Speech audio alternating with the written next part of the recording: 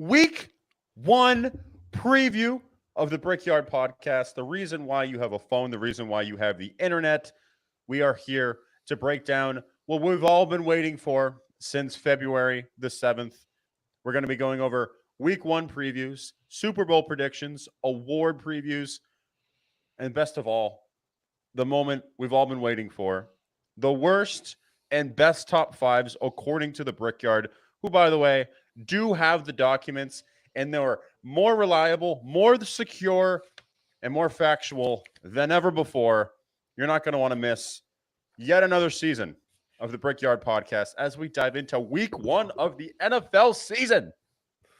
It's here. It's finally here. It feels great to say. I mean, we only have 4 months left in the year, which is pretty crazy with how fast it went by, but we made it through the NBA playoffs and everyone complaining about the Boston Celtics winning the NBA championship. And then we made it through the dead zone that was supposed to be filled by the WNBA, but no one has heard from it since the NBA season has been over. And now we are finally through free agency, through the speculation time, through the time where we're just taking quotes out of context in training camps, hoping you can get something from a story. And we're here to preview Week 1 of the NFL season, which is basically an extended week of the preseason, but it feels so good to be back. And the NFL is finally here until February. We won't have a Sunday without football. I mean,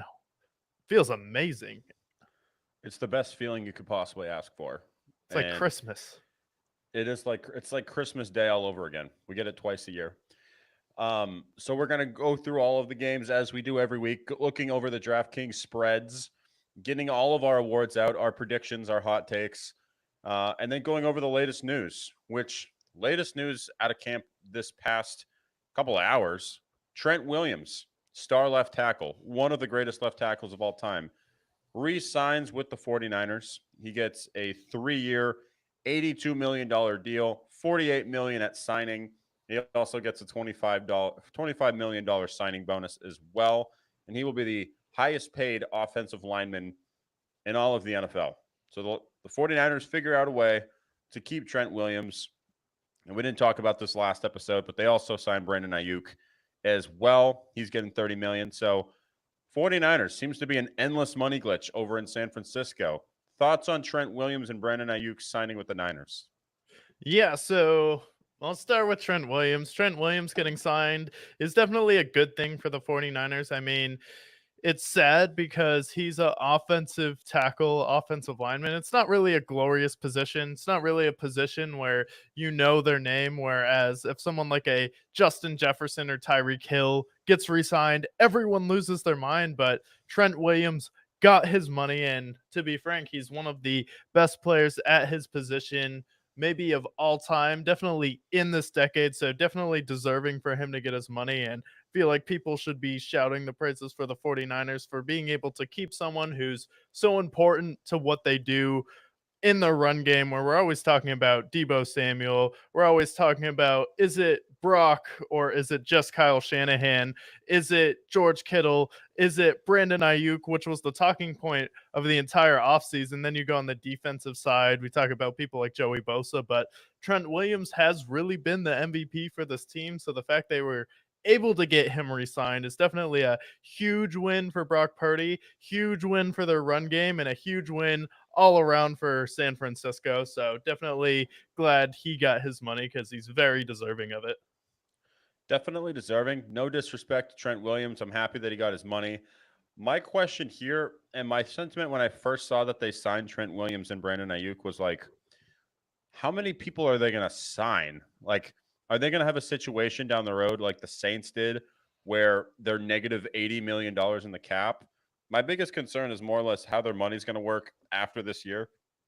And if they don't win it this year, then my biggest concern is this going to be the catalyst to the downfall of the 49ers?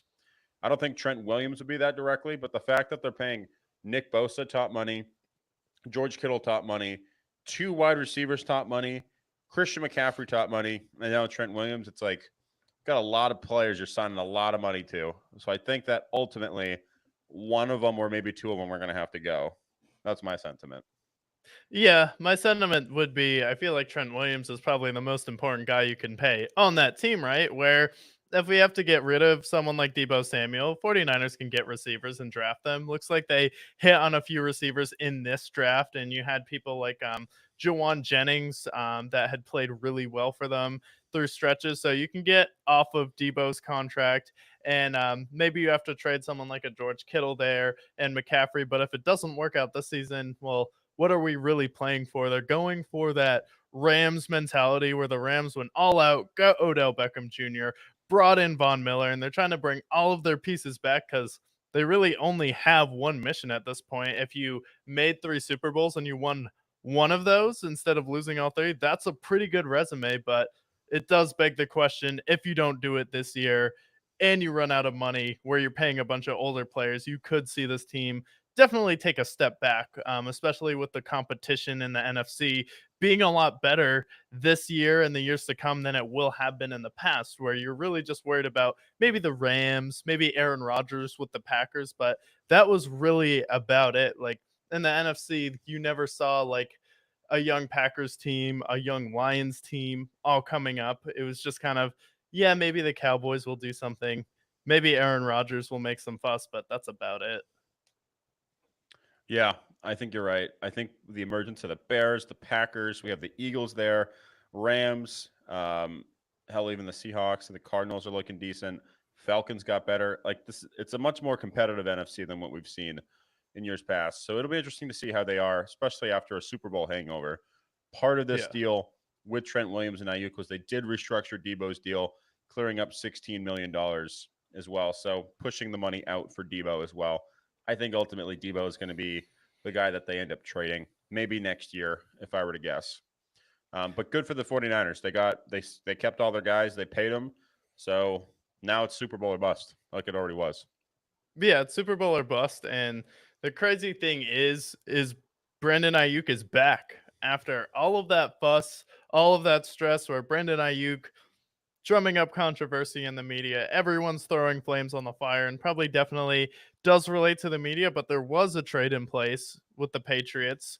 There was the Steelers and the Browns, but they couldn't realistically make it happen for Brandon Ayuk. And I think Ayuk watched the Brickyard podcast and listened to me, what I was saying, listened to you, what you were saying. And he was like, wait a minute, they have a point where why am I trying to leave the 49ers if I actually want a chance to win on my priority list? Is it getting the most money possible or is it also winning? Whereas if I get a couple extra $1 million in Massachusetts or Cleveland or Pittsburgh, guess what? You are living in Massachusetts, Cleveland, or Pittsburgh instead of sunny California year round. And I know people have things to say about San Francisco, but someone like Brandon Ayuk is just insulated in their bubble and all they feel from that is good weather and getting to the Super Bowl every other year with the San Francisco 49ers. So I always thought him staying with the Niners made the most sense if winning was a priority on his list, which is why I was confused that he wanted to leave.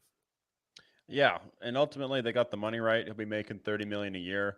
He's going to be in the best situation he would have been in, and I think he can still be the number one for the 49ers now, even with Debo there, especially with how Debo's health has been the last few years. So everything works out in San Francisco in the end. Everyone gets paid, and they'll ride out the storm until they absolutely can.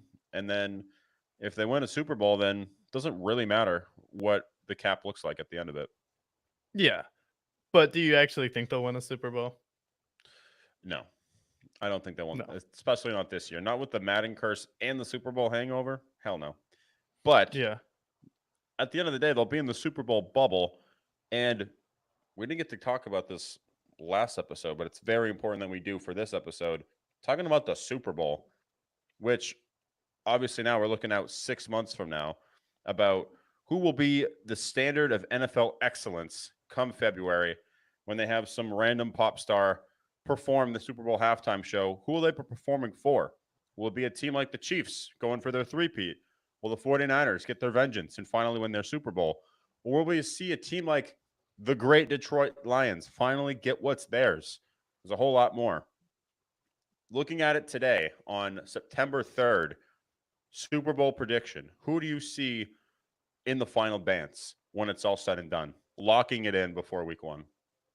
Locking it in before week one. And yeah, this is something I've thought about a lot.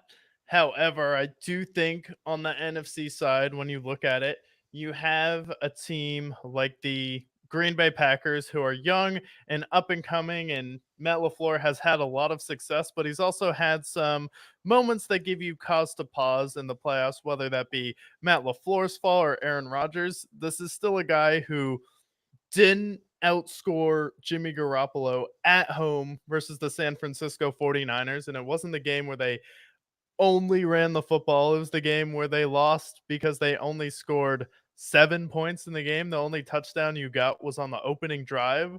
So that gives me cause to pause. And then I have questions with the Philadelphia Eagles, San Francisco 49ers with the hangover, and the Bears just being too young. But what have we seen year in and year out from the Detroit Lions? Whether that was Dan Campbell's first year going through pain and then getting through those early Jared Goff years, and then maybe beating the Packers and Aaron Rodgers twice in the first time for Aaron Rodgers' career. And then he sent him home, and people are like, okay, maybe making the playoffs will be nice for them next year. That's what people were saying about the Detroit Lions. Oh, it'll be nice if they make the playoffs. And we said, no, they're going to at least go the conference championship.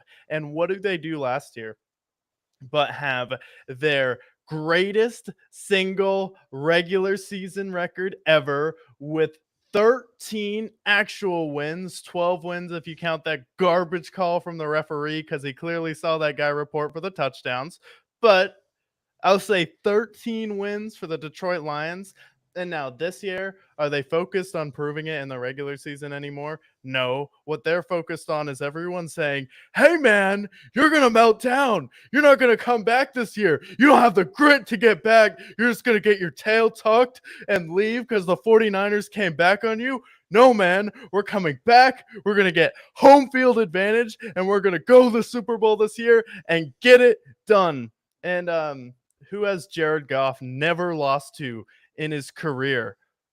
Oh, Patrick Mahomes, the stepfather of Patrick Mahomes. So I think the Chiefs are going to get so close to their third Super Bowl in a row. And with everything being divisive, with it being an election year, people letting politics get in the way of family, fun, friendships, and enjoying where you are and loving life, the Lions are going to be like, Patrick Mahomes, Travis Kelce, Taylor Swift, how the three of them make your blood boil, and just how awful it would be seeing them get to a third Super Bowl in a row and winning it.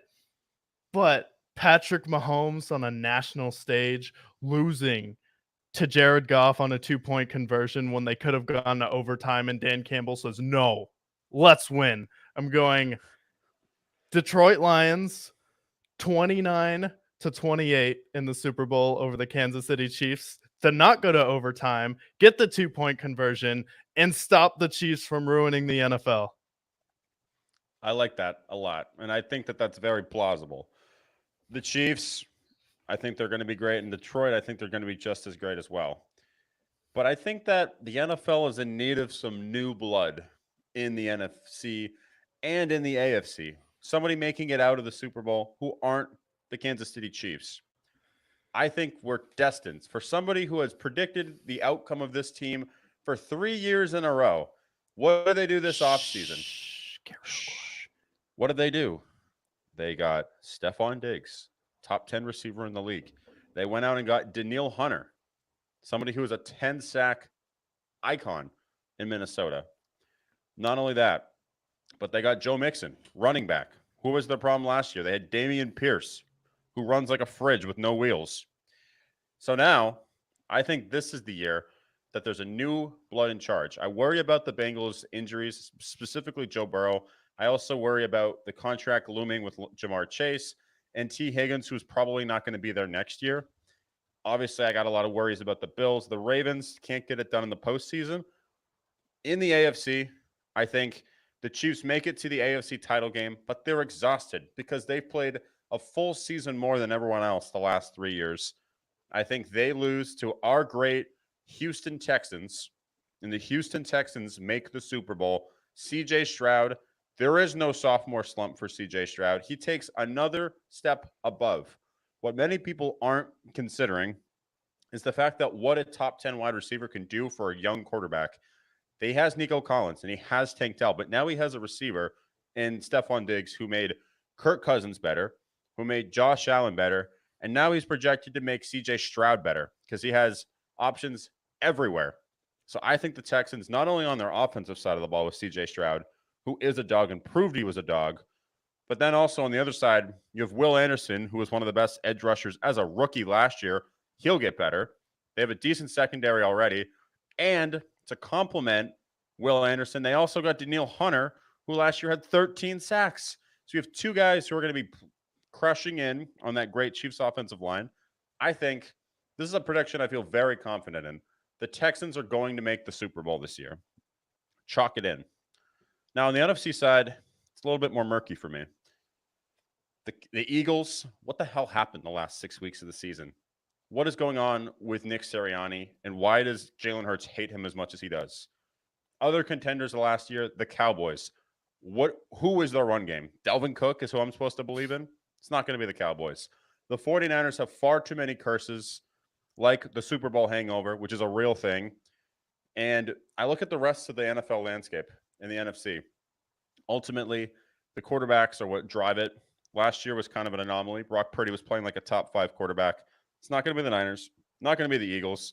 Don't trust anybody in the NFC South. It's going to be somebody in the NFC North. And I look at who I think is going to be the best quarterback in that division, was the best situation, and as somebody who I think can define history of the NFL, I'm going to the Chicago Bears. I think the Chicago Bears are going to make it out.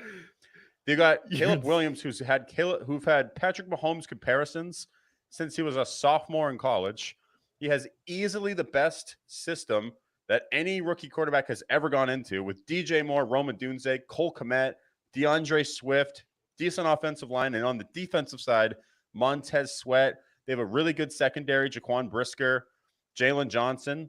Really good defense. I think Matt Eberflus is finally starting to figure out Chicago. I think we're going to see Caleb Williams and CJ Stroud in the Super Bowl, and I'm going to take the Texans to win that game. Wow. Do you have an early prediction for how that game goes? I think it's going to be high scoring. Really? And I see a 2-minute drill to end the game. CJ Stroud moves the ball down the field to win the game. No overtime required. CJ Stroud gets the win. He gets his first Super Bowl ring, anoints himself, solidifies himself as a top 5 quarterback in the NFL. Caleb Williams will fit there as well, but I do think we're going to see CJ Stroud hoisting the Lombardi when the season is over. Yeah, and you hope to see it. That would be a great Super Bowl as well, especially 2 new teams, especially NFL tends to listen to their fans sometimes where they're like, people are already getting sick of the Chiefs. Do we really want the same thing that happened with the Patriots to happen with the Kansas City Chiefs? I don't think the Niners are going to be there. So I think the Bears are definitely a good pick. And they could win their division based off of their schedule. And if that Super Bowl does happen, I don't think it would be high scoring because Matt Eberflus, D'Amico Ryans are 2 defensive-minded head coaches. I honestly think that would be potentially like 16-13. Yeah, their offenses are really good though, so that's tough to say. Swallowing the whistle in the Super Bowl, I would say like 28-25 is a game I'd see. And maybe it comes down to Kaimi Fairbairn to win the game. Yeah. At the end of it. But I do think the Texans win it all.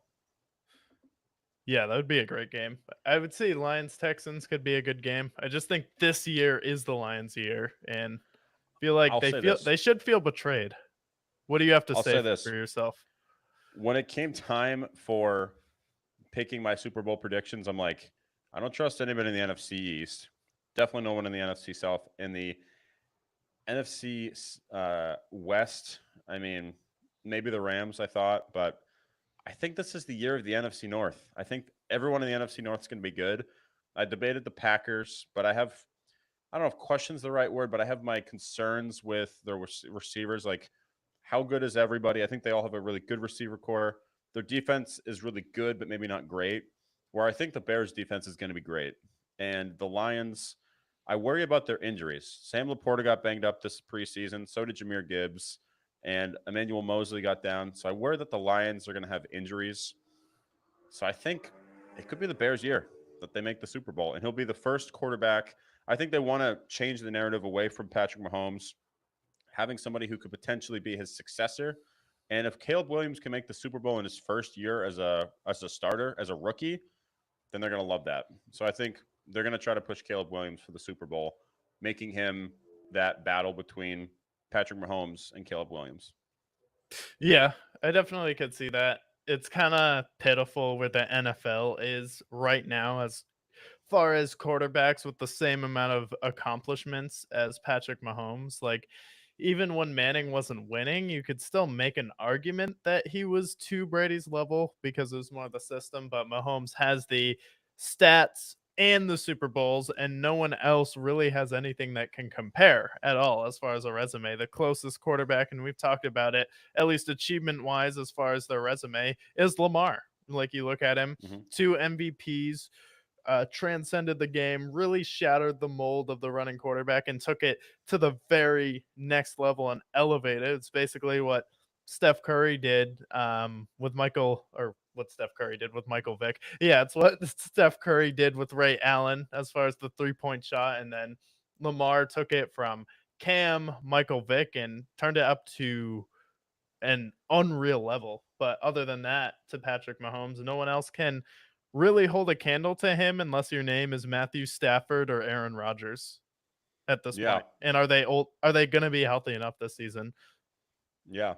I think that's the whole thing. The Ravens, I think, are contenders in the AFC, but Lamar didn't get it last year. And I think the last year was the year for them to do it. The Bengals, I worry about their injuries and maybe their chemistry. And I don't really trust anybody else in the AFC outside of who I mentioned for the Super Bowl. It's like I think it's those 4 teams, and everybody else I think are going to be fun, but I don't trust the Jets. The Jets can't even sign Hassan Reddick, even though they traded a third-round pick for him. So, and I'm not going to bank on a 40-year-old Aaron Rodgers either, who historically chokes in the playoffs. So, I feel very confident in the Texans. And I also feel very confident that the NFC North will be the NFC champions. Whether it's the Bears, Packers, or Lions, I think it's going to be any of those 3 teams, but I'm leaning the Bears at this point. The Bears. Yeah, the Bears are tough because you mentioned how you don't trust the Packers receivers, whether it's Romeo Dobbs, Christian Watson, Dontavian Wicks, but at the same time, it's you look at the Bears and it's a rookie wide receiver in Roman Dunze where we haven't seen him yet, and then also Keenan Allen, who where is he? It's basically his availability on the field is the same as Gabe Davis's catch radius. It's a coin flip. Is he going to be there or is he not? Like, I like Cole Kmet, and then you look at the running backs, not the greatest, and I feel like they have the weakest run game in that division as of right now. I think they have a better running game than the Vikings, though. Aaron Jones is maybe a little better, but I think D Swift, this is his chance ultimately. Like he's going to T be. Swift, stop He it. went. He went to Detroit, and he was good for Detroit, but didn't live up to his potential. Went to Philly, had a few games where he was really good for them. And for the Bears, I just don't think they're going to need much from him. Like they have him and Khalil Herbert, who is solid as well. I think their running game. I don't think they need the running game to be great. Like you saw the Bucks a couple years ago with Leonard Fournette. Like they didn't need much from Leonard Fournette to be good. They just needed him to get a couple of third and shorts.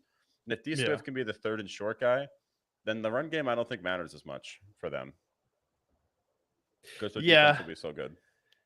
Yeah, he's I don't know. Comparing him to Leonard Fournette, I feel like it's definitely unjust to Leonard Fournette, especially when you're comparing a part-time running back to him. A part-time running back. I've never seen D Swift play well after week 8. It just doesn't happen. So unless Well, they save him until after that, but I can't see him. I could see him being the guy that like drops the pass in like a big moment or fumbles I it. sure hope not. Well, this is his year, so D Swift's got to prove it to himself. I believe in D Swift, and maybe that's my Lions love, former Lion D Swift, but I believe in the Bears. I think outside of D Swift, we got great receiver. I think they have the best complete wide receiver core. If we're talking like tit for tat, I would take Amon Ra over DJ Moore. But after that, like, I don't know what I have with Jamison Williams. And then after that, I think we have Josh Reynolds as their three. And I would take Keenan Allen over both of those guys. And I would take Roma Dunze, what he's projected to be, I think will be better than the other guys as well. Yeah, right now, if it's Keenan Allen or Jamison Williams, I'm taking Jamison Williams, though. He was a monster in the playoffs. He was. We haven't seen enough from him, That's my concern. Like, if I can see him play a full year and he balls, then I'm willing to change my take. But I think that for now, I'm rocking with the Bears. I'm gonna go with the steamy hot take. Pick the Bears to win it to make the Pick Super the Bears Bowl. to win. Yeah, you and Nick Wright both.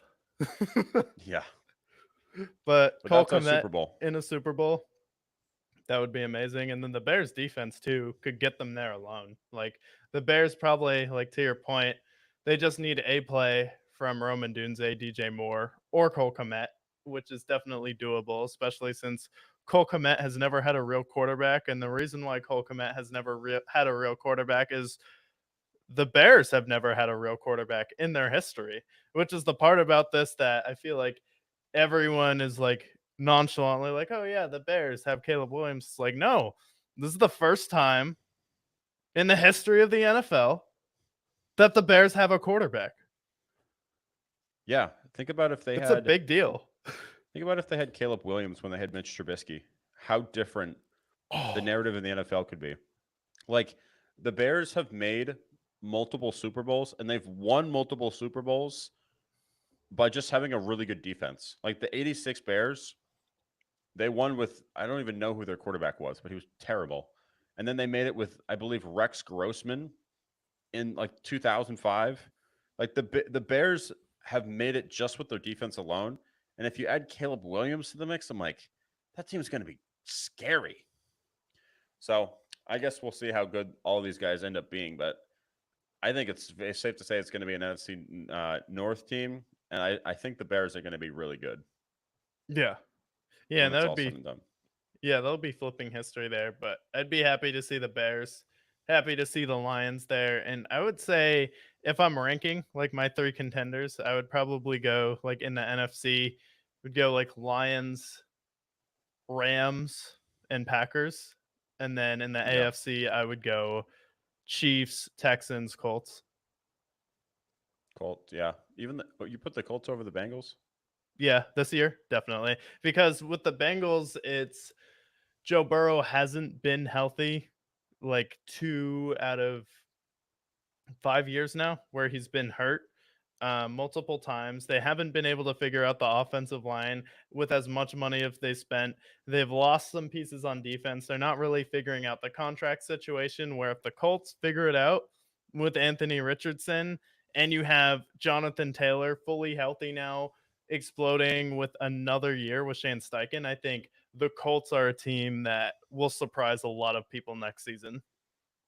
Yeah, that's true. I mean, Especially Josh Downs. Mentor Flacco. Yeah. I mean, that's a real thing. Plus, they got Adonai Mitchell, who's been really good in the preseason. Josh Downs, Michael Pittman. I think the Colts are going to be really good too. If I were to rank the AFC contenders, I think the Chiefs belong at 1. And then I put the Texans. I would throw the Bengals and Ravens in that mix. Colts are in the mix as well. And after that, every other team I have some serious questions with. And even with the Colts, I'm just worried about Anthony Richardson as well. He didn't have a big enough sample size. I saw the it factor. I just want to see him be healthy and make smart plays. Because if he keeps taking those big shots, he's not going to last. He's going to be an RG3, sadly. And I don't want to see that for him. So I put Chiefs, Texans, Ravens, and then you can Bengals put Ravens, Bengals. They're like the same because it's like 1 year Joe Burrow's hurt and the Bengals make it or the Ravens make it to the conference championship, and then 1 year Lamar's hurt and then the Bengals make it to the conference championship. So I feel like those teams are interchangeable. It's like the same team, but it's just their quarterback is unreliable. Yeah, but when they're there, they're great. So I think that's how I have my rankings. NFC, Lions at 1. Honestly, I think it goes like Lions, Well, I'm going to put the Bears too. Lions, Bears, Rams, and Packers. Packers and Rams, I think I have in a pretty same sentiment. Eagles should be there, right? The Eagles should be on that list because they have a great roster on paper, but I just don't like what I saw the last 7 weeks of the season scares me, and I'm afraid they're going to be extremely disappointing. Yeah, So they could definitely be disappointing, and I just don't see it with that team. It's hard to lose a Super Bowl and come back from that, unless Saquon's transcendent this year, which he should be maybe because he could he be. carried the Giants to a playoff win. He carried them to a playoff appearance, period. I mean, he was Yeah. incredible at that year. So, I mean, the Eagles on paper should be. If the Eagles can snap out of whatever junk they were the last half of the season, then they should absolutely be in the mix. But I just have a really bad taste in my mouth, and they're going to have to prove it. And if they can prove it, then okay, their offense is great, on like great offensive line, great running back, great receivers, great quarterback, like offensively great, defensively. There's enough pieces there that I feel comfortable. It's just I just don't trust the aura around the franchise. It's not quite the same because it's not nearly as dramatic, but I think that it's similar to the Jets, where I see on the Jets side, like they have on defense, they're stacked. They're going to have a top 10 defense. Offensively, they have a Hall of Fame quarterback, great receiver, a really good running back. But it's just an aura around both of those teams that I just don't like at all. So I can't put them in my contenders. Yeah. Also, the aura around the city, where if you ask someone in Philadelphia who is the greatest athlete from Philadelphia of all time, you know who they'll say? Don't say it. I know what Rocky. you're going to say. Yeah, He's I not a was going real to say person. you're He's going to say not a Rocky. he's not a real athlete. You've had plenty of other fantastic athletes on your team. Some may say great. I don't know. How about the one and only Allen Iverson? That's a real person. I mean, who in Boston is talking about like, oh yeah, the best mobster of all time is like, or the best heist person of all time is Ben Affleck from The Heist or from The Town. Like, no, The Town is a good movie, and people from Boston love The Town. But what they Mhm. don't say is, you know, the best athlete, the best person, the best thing from our city is from a movie that's not real. It's like you have a statue of a movie character, and that's the pinnacle of your city. It's like, oh, look, that's where he ran the stairs. Like, good for him. I'm glad he ran the stairs to train for a movie, to box. Yeah. There's so many good examples of Philly players, too. I think it's absurd. The fact that there's just a statue of Rocky is absurd.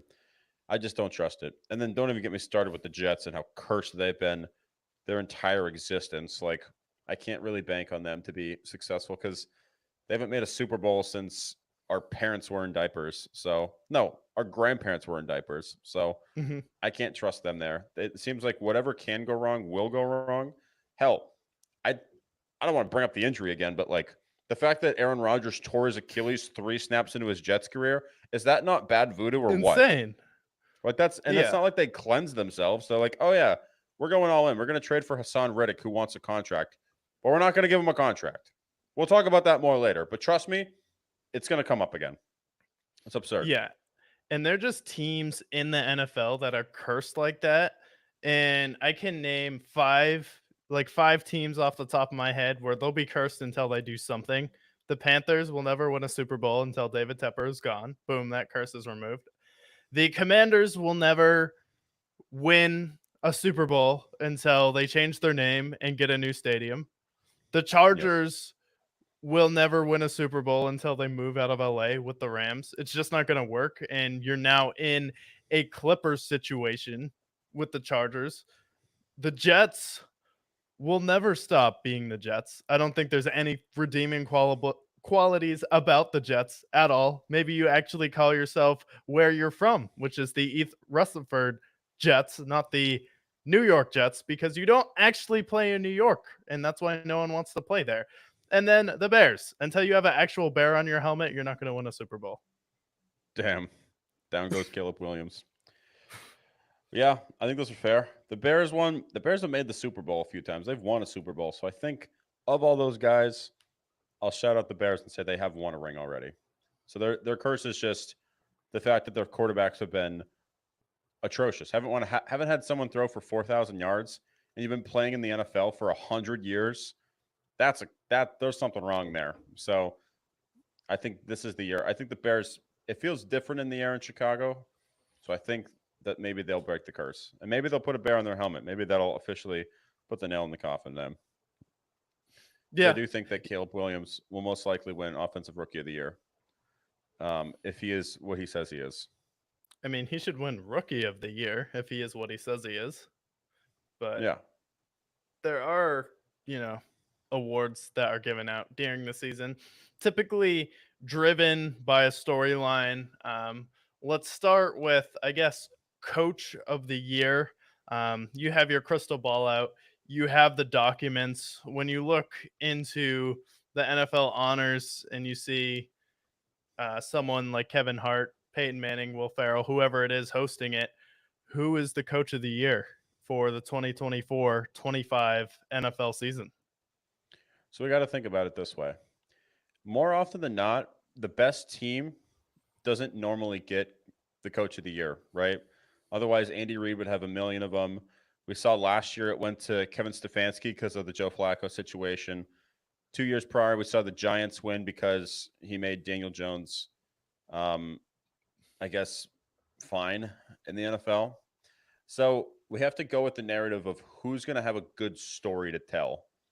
And I think there's a couple of teams that shout up to me, but there's one in particular that stands out because I do think that this team has had this weird voodoo around them for the last 25 years. And part of it's horrible drafting mistakes that they've made. Part of it is poor ownership, horrible haircuts, a lot of terrible things for this organization. But if I look at my crystal ball, I think right now I'm leaning towards Antonio Pierce with Coach of the Year. Oh, I Their like defense it. is great. And there's another person I'm going to mention later on in the awards who I think is going to be a lock for one of them. But the Raiders have a great defense, I think, coming up for them. They played great down the stretch with Antonio Pierce. And if we're looking at the story, right, if he can lead the playoffs with Gardner Minshew, a team that has a pretty good team overall, they just can't seem to piece it together, and they can go 10-7 with Antonio Pierce with that defense, I think he's going to be Coach of the Year because of that.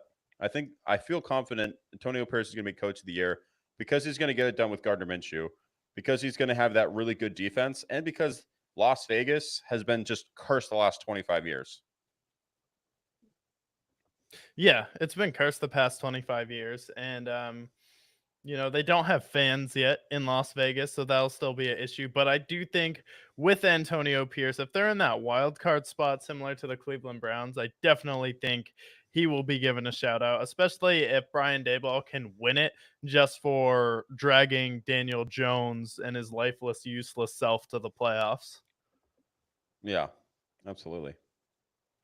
But yeah, I am thinking on Coach of the Year and thought about this a lot. And typically, it either is a new, young, up and coming head coach, or it comes from a team that maybe you're surprised that they were good this year, or they give it to a head coach that they really like, someone like a John Harbaugh when the Ravens do really well. But this year, I think it's going to be a guy that the media tends to like a lot. He's someone that has gone under the radar the past few years, and they're really being overlooked in their division. But I think this team has a chance to make it to the Super Bowl, has a chance to be really good this year. And he is, frankly, one of the top 3 head coaches in the NFL. And I think with how good the Rams offense are this year with Nakoa and Cooper Kupp, and now you have Kyron Williams at running back in another draft.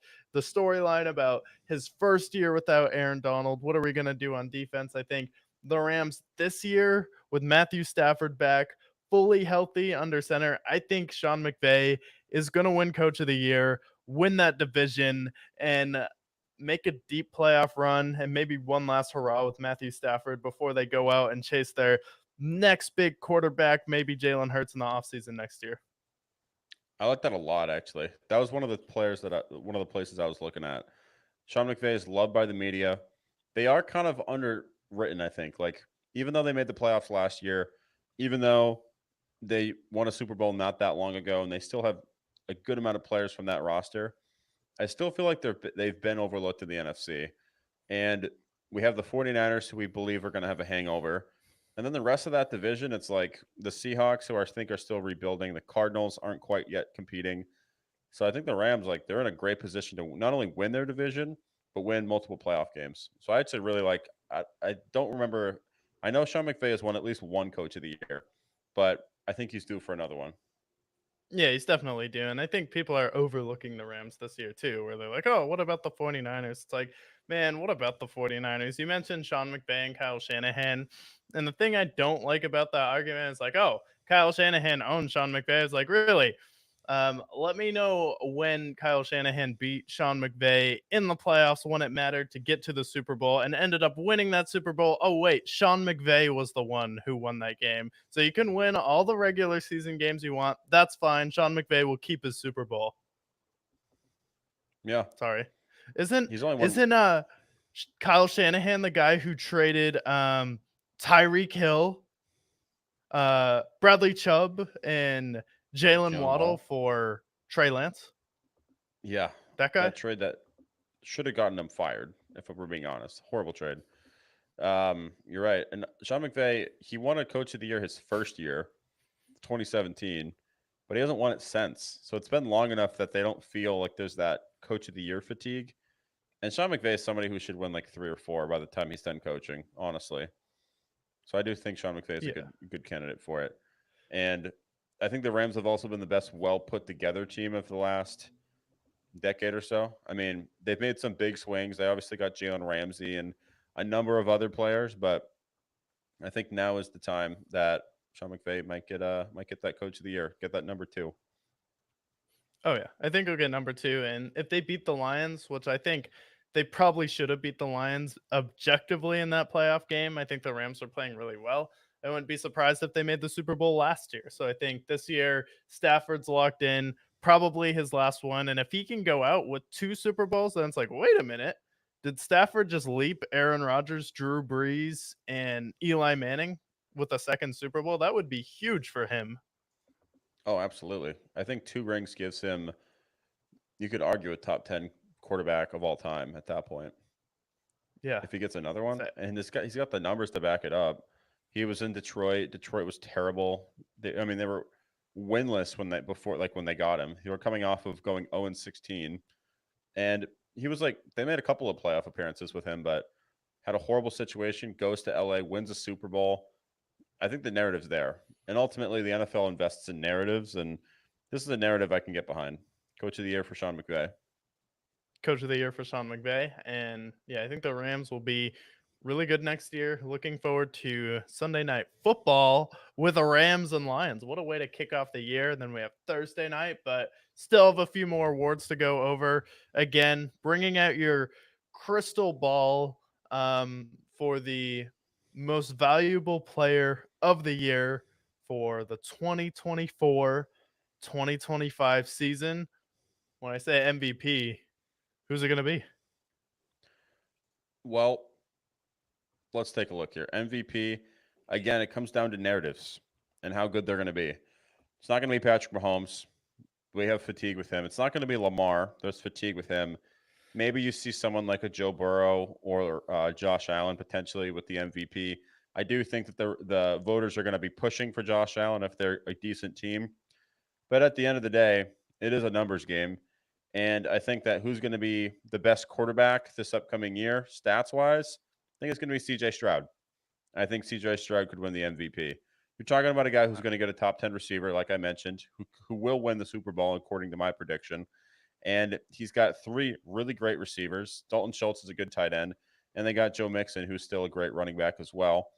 I think you have a situation where you could see CJ Stroud throw for 48 to 5,000 yards this upcoming year. He could throw for 43 touchdowns potentially.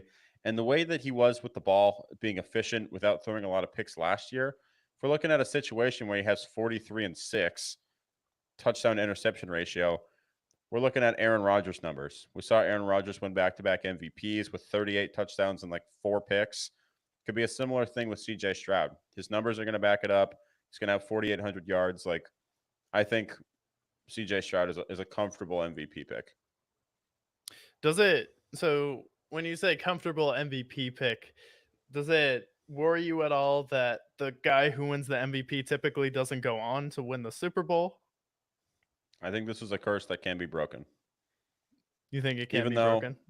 it is a situation where I think that, I mean, it's been like what, 15 years or something like that since the MVP has made the Super Bowl. I think this is a situation that Texans team is so good that I think they can break that MVP curse. I mean, Lamar almost did it last year with making it to the AFC championship. So I think that curse it means something, but not everything. I do think that they can still make the Super Bowl. Okay. Yeah, I like the pick of CJ Stroud. Definitely think he'll have the numbers there and the wins, especially with that offense and being in a division that's kind of going through a rebuild right now. So I think that's a really good pick for MVP. A lot of people Yeah. could get behind that, actually. hmm But And your crystal I ball. think in my crystal ball, I'm looking at not only a narrative where I'm looking at it's typically not the guy who's going to make the Super Bowl. So this isn't someone who's on my Super Bowl pick to make it there. And then I also look at, does he turn the ball over? How did he finish the year last year? And how much momentum is he going to go into next season with? And then also look at their head coach. I think coaching matters when it comes to making an MVP. We've seen how Andy Reid has been able to elevate Patrick Mahomes to an MVP level. We've seen Aaron Rodgers specifically win back to back MVPs, having the most efficient years of his career under Matt LaFleur.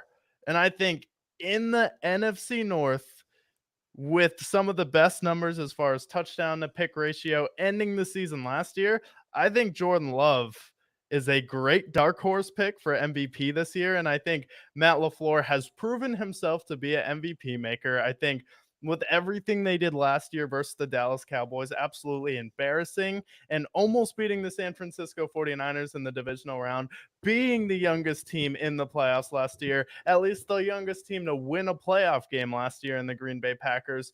When you have all of these young receivers, you have 2 good tight ends, you have 3 good young receivers, and you just got Josh Jacobs. I think Jordan Love is setting himself up for a massive MVP season. I think people are falling in love with Caleb Williams, and rightfully so in that division. But I think people have forgotten just how good Jordan Love looked in the playoffs and just how good he looked at the end of the season last year.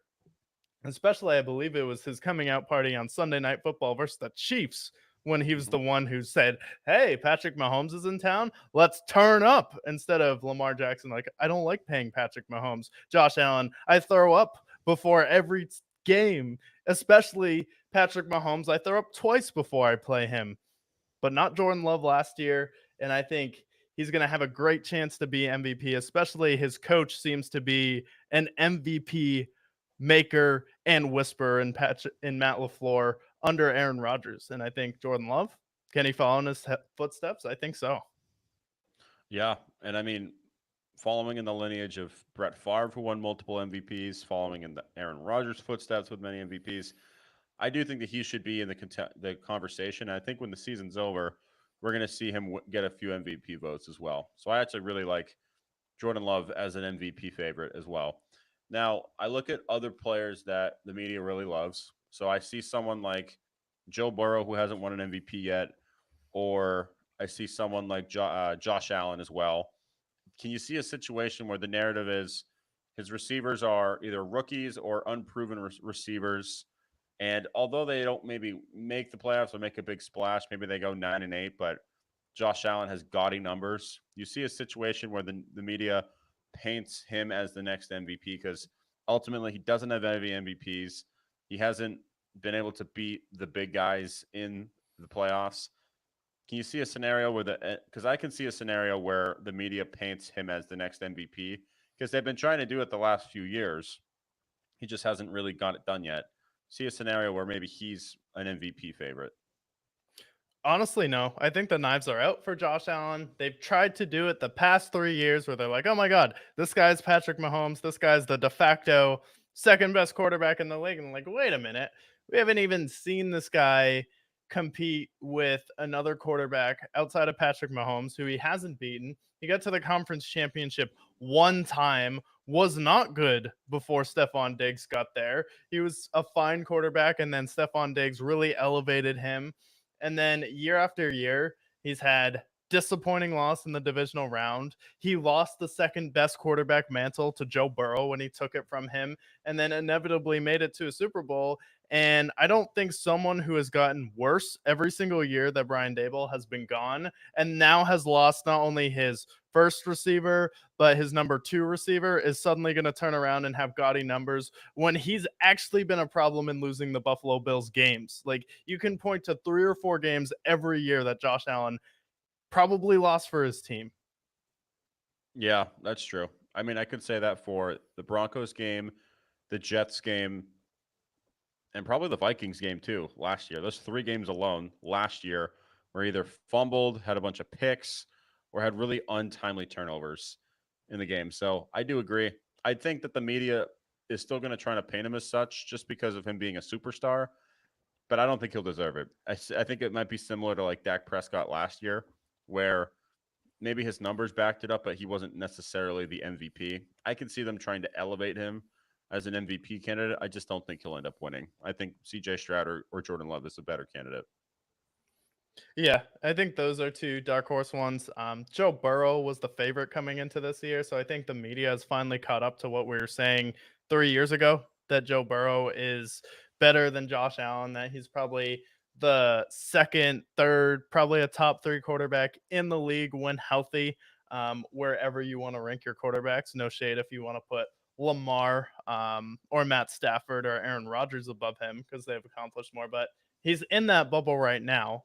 But I need to see Josh Allen either win a Super Bowl or get to a Super Bowl at least, or win an MVP. And he hasn't done either of those yet. And I just think without the receiver help this year, I can't just see him flipping a switch and suddenly snapping out of his funk he's kind of been in the past 3 years. We haven't seen the same Josh Allen that lost to the Chiefs in 13 seconds since that playoff game.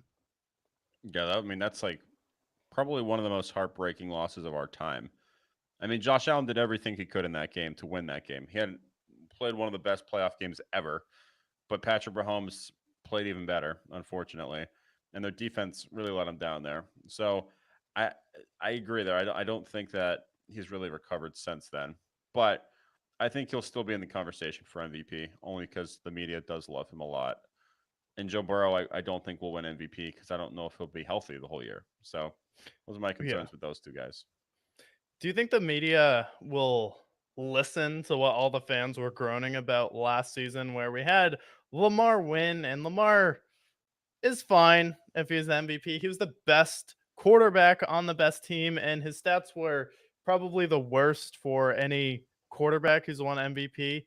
Um, but most of the fans were talking about, why can't we get someone like Tyreek Hill? Why can't we get a Christian McCaffrey? It's time for maybe a skill player, maybe someone on defense to win MVP.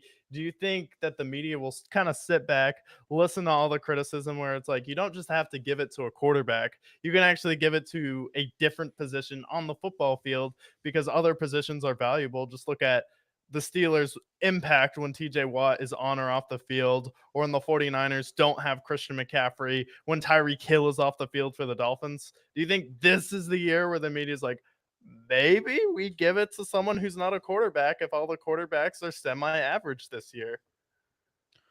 I feel like they've had many opportunities to do that the last 5 years and they haven't. So my hope is zero because Cooper Cup had the greatest wide receiver season of all time, didn't even get a I vote. know. Tyreek Hill had another season similar to that, didn't get a vote. Christian McCaffrey had 2,000 scrimmage yards, didn't win the MVP there. I'm like, last year, Lamar had 24 touchdowns. I think he had a total of like 29 total touchdowns if you count his rushing attack, but Insane. had a pretty underwhelming MVP. Like, I think that they should do that. I think they should give it to somebody else. The last person to win MVP who wasn't a quarterback was Adrian Peterson in 2012, and he had, I believe, he had the most rushing yards in. I know he had a 2,000-yard season, but it's like it should be. It should absolutely be the case, but it's just. I just think we're too far gone now. I think the MVP is going to be a quarterback moving forward. Sadly, Yeah, because it's like, do the Dolphins really make the playoffs last year without Tyreek Hill? I don't think so. no. I mean, as soon as Tyreek got hurt, he threw the ball right to the defense. That being Tua. So, Yeah. and that's the guy that was fifth in the MVP last year. And same with the Crazy. Cowboys. Like, is their MVP Dak? No, everyone knows it's CeeDee Lamb. Yeah, absolutely. And MVP Deron Bland, of course. MVP Deron Bland. Defensive Player of the Year Deron Bland, that is. So, I don't know. I think Probably the cooked of the year award. Yeah. Yeah. The Cowboys, that's a whole nother argument there. But we got Coach of the Year, we got MVP. Now, on the other side of the ball, you mentioned TJ Watt as somebody very valuable. Looking at your crystal ball, looking at Defensive Player of the Year, somebody who last year it went to Myles Garrett in that great Browns defense. Typically, it's a defense that is top 5 in the league. Looking at it now, Defensive Player of the Year, who are you thinking?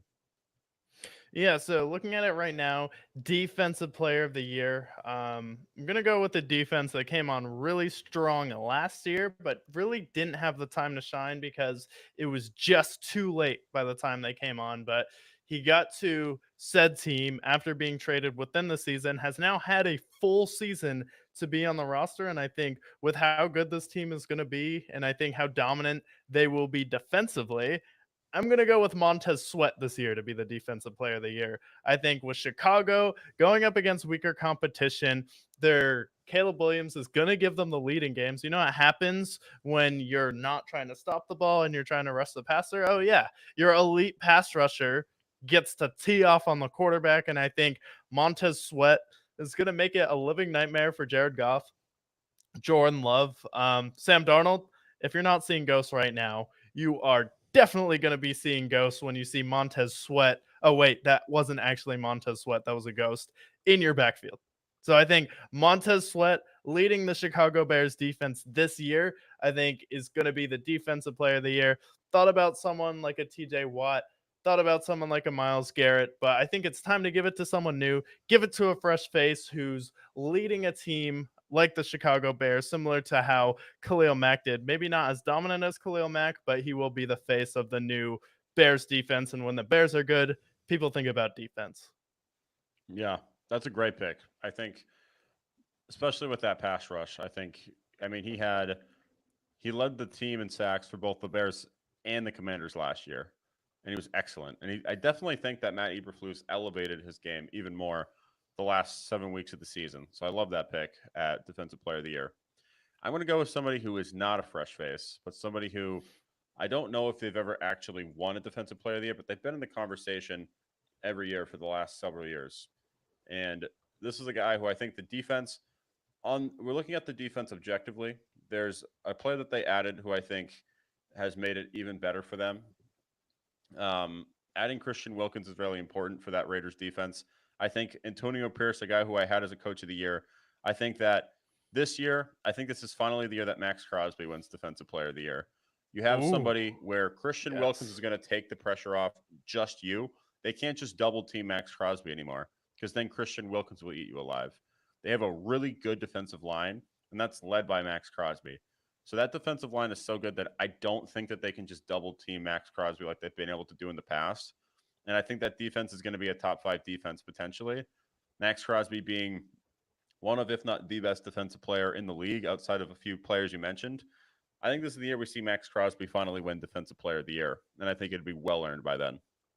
Yeah, I'm for it. The Punisher of the NFL should definitely be in the rankings for Defensive Player of the Year. The crazy thing about Max Crosby that people don't even realize is he plays like double the next closest player on defense does as far as snaps, because people don't think about how much people are rotating on and off the field with substitutions. That's something that's typically in the back of the mind of typical NFL fans. But from a fitness standpoint, from someone who's elevated his game off the field as far as treatment, committing to be the best pro possible, someone who was overlooked in the draft, someone who has been overlooked, and he did finish, I believe, top 5 in the defensive player of the year votings. I believe he was number 5 at least, and in the top 10 players according to the NFL for the top 100. So I definitely think Max Crosby is a worthy candidate solely for his impact on defense and how much more he plays than the next defensive player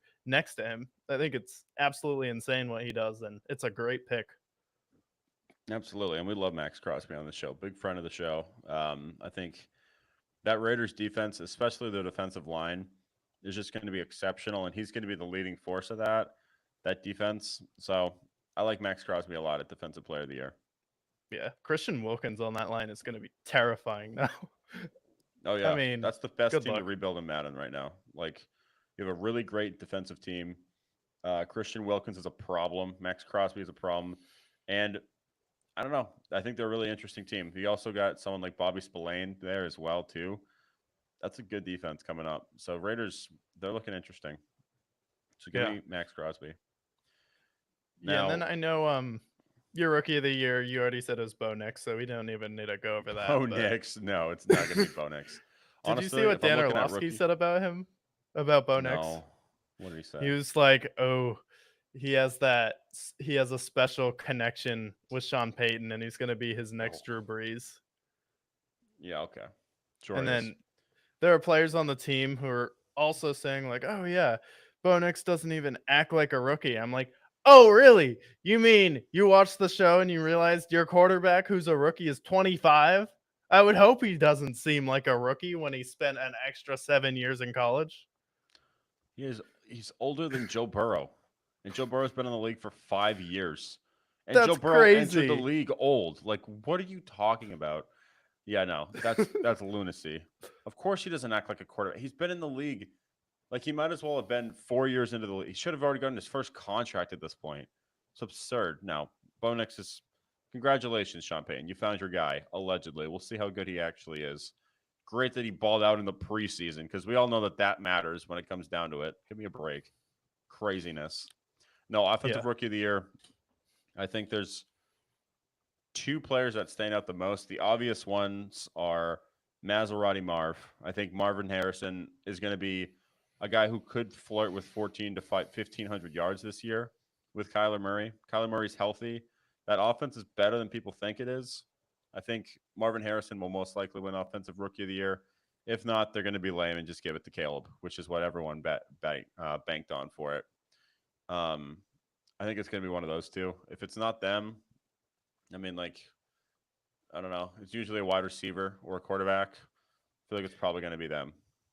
Yeah. The thing with yeah, Caleb Williams, and the reason why they won't not be able to give him all the awards is the headlines like Caleb Williams breaks Bears quarterback record in rookie year. People don't realize like, "Oh wow, he broke the Bears record in his rookie year," but most people don't realize that the Bears have never had a actual quarterback who's been decent before.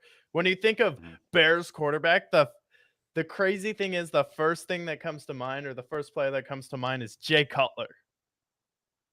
Yeah. That's what people think about when you think of Bears quarterback. So like I don't have a problem with it, but the headlines are going to be like Caleb Williams breaks this Bears record. Like it's impressive, obviously, because he's a rookie, but you have to throw for 3,000 yards and like 22 touchdowns. Yeah. He's going to break all those records by week 8 if he's as good as they say he is. So it's going to be like, okay, congrats. He averaged 250 yards a game, and he now has 3,500 yards.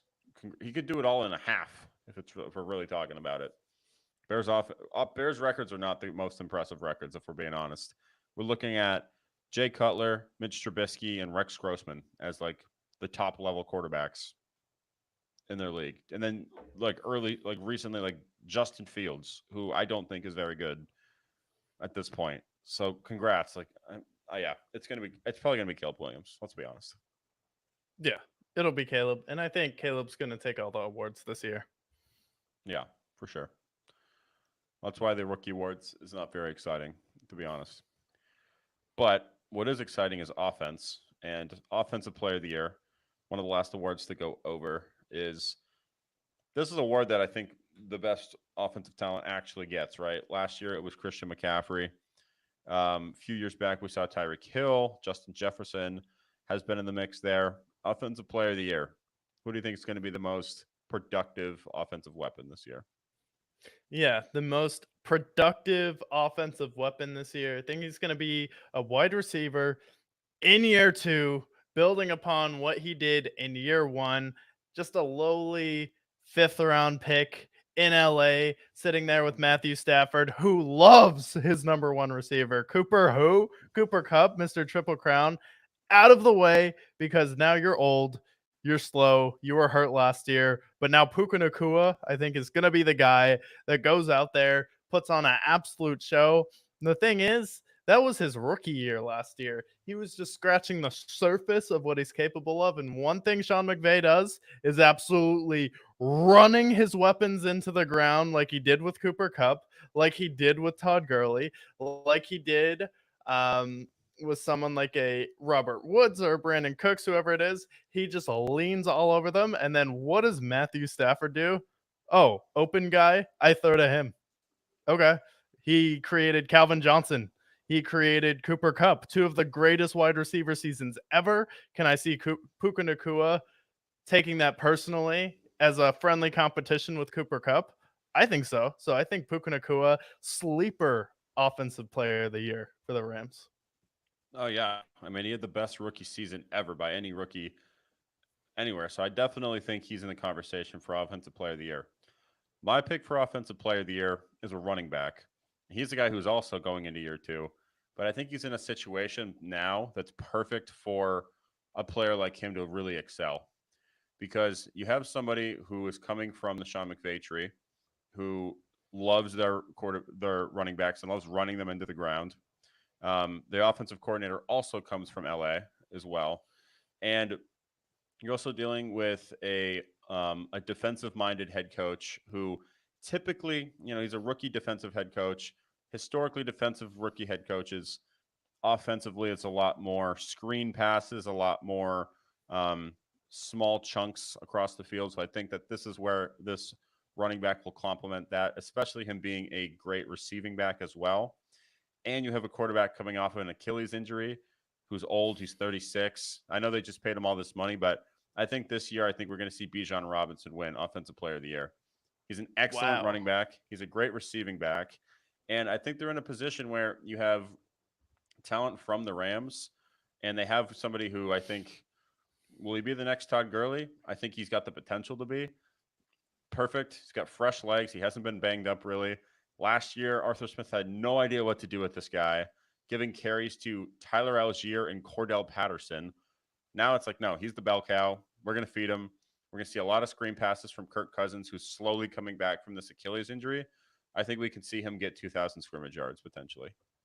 Oh wow. Yeah, I think Bijan Robinson definitely could thrive, especially because they got rid of Arthur Smith, who looks like a villain from G-Force, to be honest.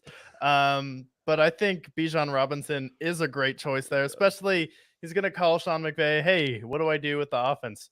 Just run it. That's what Sean McVay is gonna say. What we did with Todd Gurley, what we're doing with Kyron Williams, just get the ball to the best player on the field in space, and they'll make a play, which is really what Sean McVay is all about, is just creating misdirection that gives his best players enough room to operate. So I think Bijan Robinson, a lot of people are going to give him the treatment where they completely forgot who he was. They forgot what he did last year. But I think him being a sleeper pick, I think that's a great idea, especially another player, another coach off the Rams tree coaching a running back. So I think that could be a great play, especially for the Falcons, because they need some help with Drake London and Kyle Pitts.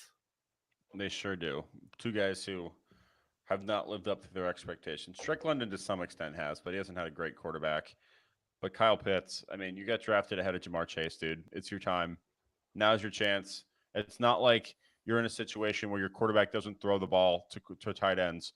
Because let's not forget that Kirk Cousins loved TJ Hawkinson and loved Irv Smith. Like, he loves his tight ends. Like, there's no excuse. Oh, Kyle Rudolph, another example of a guy he loved. Like, there's no excuse for Kyle Pitts to not be an excellent tight end at this point because you have a guy who loves his tight ends. So now is the chance for all the Kyle Pitts fanboys. This is your year. If he sucks this year, hot take, he's a bust. Just like other tight ends that have been drafted highly, like Noah Fant, and I can name a few other examples as well. Maybe he's just not that good. Maybe he looks like he's like a better slot receiver than a tight end. I don't know. Crazy thought. This is the year for Kyle Pitts. If Kyle Pitts is what they said he was in the draft, which right now I'm not so confident. Yeah, because he lost time last year to, I forget who's the tight end that played for the Patriots that went to the Falcons. Jonnu Smith. Yeah. At times, can't- Jonnu Smith looked more productive and was getting targets in the end zone at least. Yeah, he just doesn't look like a tight end, personally. I think he'd be better as a wide receiver. But now's the year. But yeah, I think Offensive Player of the Year, Bijan Robinson has got a great chance potentially, especially because he's fresh blood. Yeah, I like it. And that brings us to the good, the bad, and the ugly. It's why some people tune into the show. They know you're a man of love. You don't typically have that much hate in your heart. You don't hold too much resentment. But there is a time and a place that people come to the show specifically for the segment of the top 5 worst teams and the top 5 best teams. And we're doing our current heading into next season. Who are the top 5 worst teams? How can they make it up? And who are the top 5 best teams? So if you want to lead us off on this electric segment that people own smartphone technologies, iPads, and laptops for, kick it off. First off, I just want to say thank you for having one of these because ultimately you're the reason why we do this, as well as just loving the game of football, the gridiron, the brickyard, dare I say. So thank you for watching in the worst top 5s. These teams come from all shapes and sizes, all across the great land of the United States. This first team at number 5, what are they doing? Ever since Drew Brees retired, I have had no idea what the New Orleans Saints has been doing. First, they brought in Jameis Winston, Mr. Eat a W. And I loved that. Jameis Winston, most entertaining bad quarterback of all time. Unfortunately, have no idea there. The Swiss Army knife of disappointment, Taysom Hill, he's still there. We don't understand. Every single year I see the Saints have 150 million negative in the cap, and yet somehow, some way, they always find a way to make it work because for some reason, the salary cap in the NFL just doesn't actually exist. But now we go into this year where we're banking on Derek Carr, or should I say Derek Trainwreck at this point, to lead the pack. They're paying him way too much money.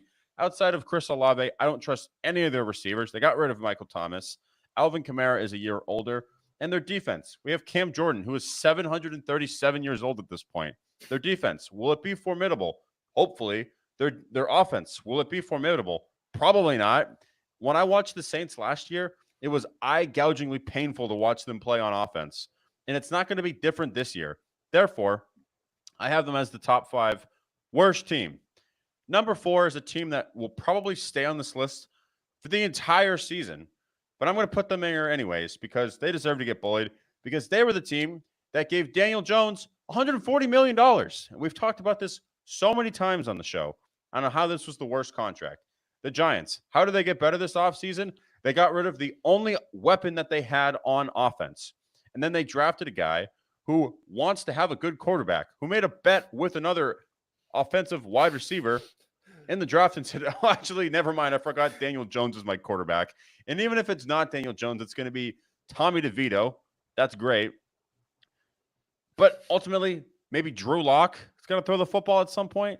The Giants are a disaster. The worst thing that they could have done for themselves is to be on Hard Knocks because Hard Knocks shows you how good of a team you are and how bad of a team you are. But what they did was they were there. No, we volunteered to be the off-season Hard Knocks so that everyone can see how stupid we are when we get rid of Saquon Barkley, the guy who's literally the lifeblood of our team. That's the guy we're going to get rid of. Genius idea. The Giants, number 4. Don't worry, Giants fans. You will be back on this list come next week, most likely. Number 3 is a team that some dumb fans across the NFL, whether it's ESPN, Fox Sports, or whatnot, have them in the Super Bowl bubble for some reason.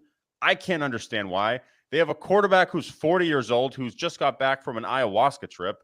On the other side of the ball, they traded for Hassan Riddick and gave up a third-round pick so that they didn't pay him and he could continue holding out. What are you doing here?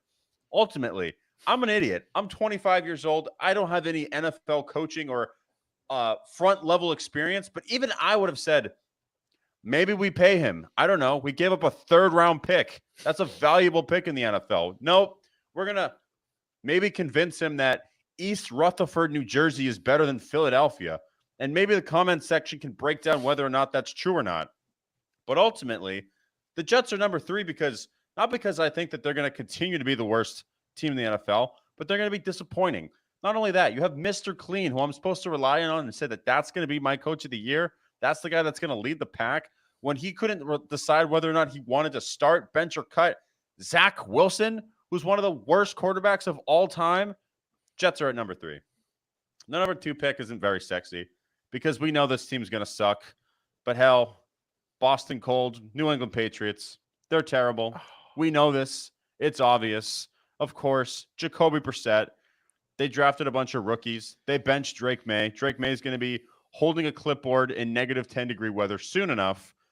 This isn't a very sexy pick, but it's an obvious pick. They are one of the worst teams in the NFL. It'd be crazy for me not to put them here. Patriots at number 2. I won't dig in deep to them because we all know they're going to be bad.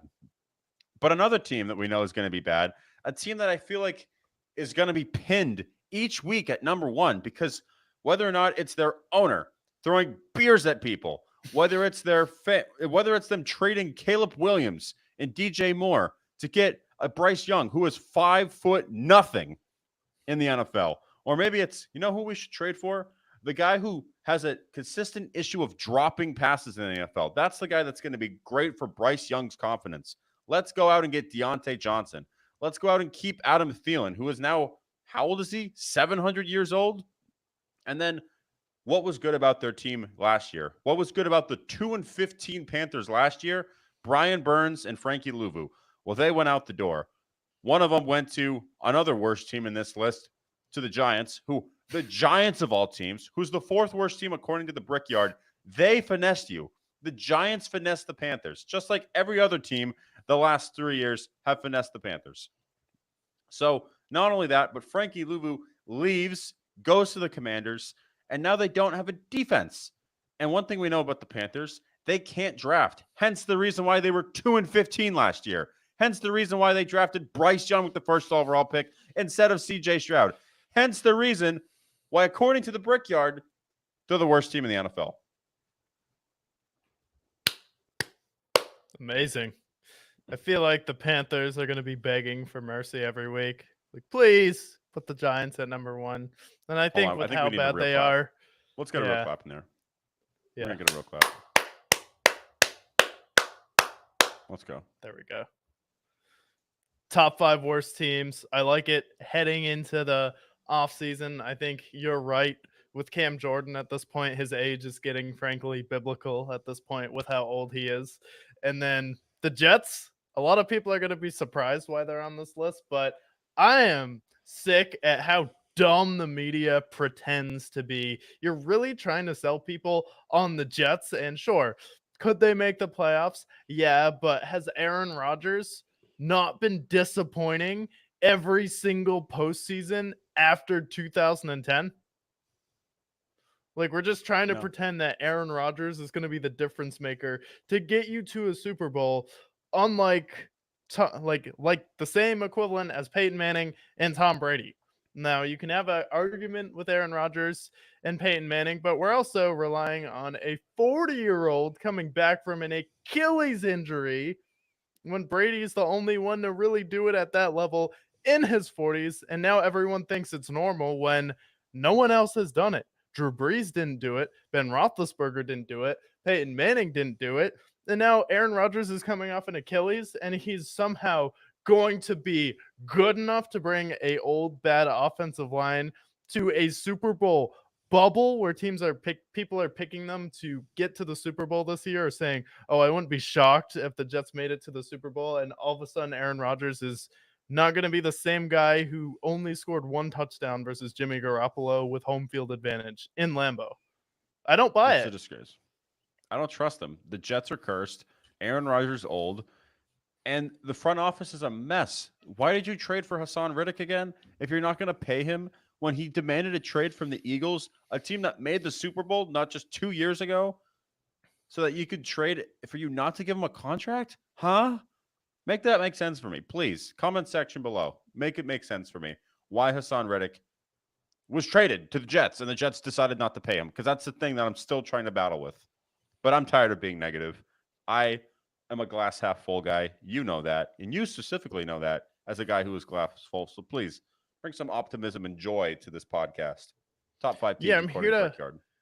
bring some optimism and joy with the top 5 teams. Yes, this is the top 5 teams heading into the regular season for the 2024-2025 NFL regular season. Say it again. Yes, we are at week 1. Doesn't even feel real, even though we're over an hour in the show. I could go on for 4 or 5 more hours, but I'm going to go on about not every team, just 5 teams, and they all have a common through line that they are young, hungry, and up and coming. And at number 5 is a team that was dominant in the playoffs, one of the youngest teams in the playoffs last year, where their coach has created a 2-time MVP under his reign in Aaron Rodgers. And Jordan Love came on versus the Dallas Cowboys and did exactly what Green Bay Packers quarterbacks do to the Dallas Cowboys, which is what?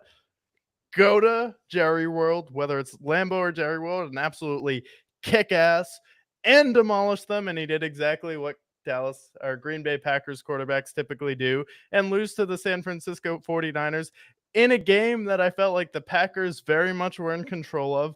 Definitely had a chance to win. And I think last year was just the surface. We paid Jordan Love this offseason. He's locked up. We don't need to worry about his deal. We have Christian Watson on this team. We have Romeo Doubs, Dontavian Wicks. We have 2 really nice tight ends on this team, and we went out and got Josh Jacobs. I think the Packers defense is always solid. They're always good at drafting positions, but I think they are primed next year to be a dominant force in the NFL, which is why they are currently my 5th best team heading into 24-25. And at number 4, I have a team that's been to a Super Bowl before. This is a team that has battle scars, that's made it to the mountain and pushed all the way back down to the bottom to climb almost back to the top and get pushed right back down with their heart broken last season. But we have the real Joe Burrow. Will you please stand up? Will you be Joe Burrow and exit Joe Burrow away from us? We don't want to see Joe Burrow anymore. We don't want to see you getting hurt anymore. We want to see the real Joe Burrow. Please stand up. We want to see him run out onto the field like Macaulay Culkin and say, "I'm not afraid anymore," which is exactly what the Cincinnati Bengals are primed to do this season with Jamar Chase, T. Higgins. Joe Burrow knows what it's all about. It is Super Bowl or bust this season. He is one of the only people in the NFL today, in fact, the only person who can say, "I've stood toe-to-toe with Patrick Mahomes in a playoff game and won." No other AFC quarterback can say that outside of Tom Brady, but he's retired now. He's in the booth. The only other quarterback who can really stand up to Patrick Mahomes is Jared Goff, because he's the only quarterback to have not lost to him. So I think Joe Burrow and the Bengals are primed to come back, and a healthy Joe Burrow means they're right in the mix to be one of the 2, 3, or best teams in the AFC this year and contend for a Super Bowl. And I think they'll be right back with Zach Taylor and Lou Anarumo. So at number 4, we have the Cincinnati Bengals.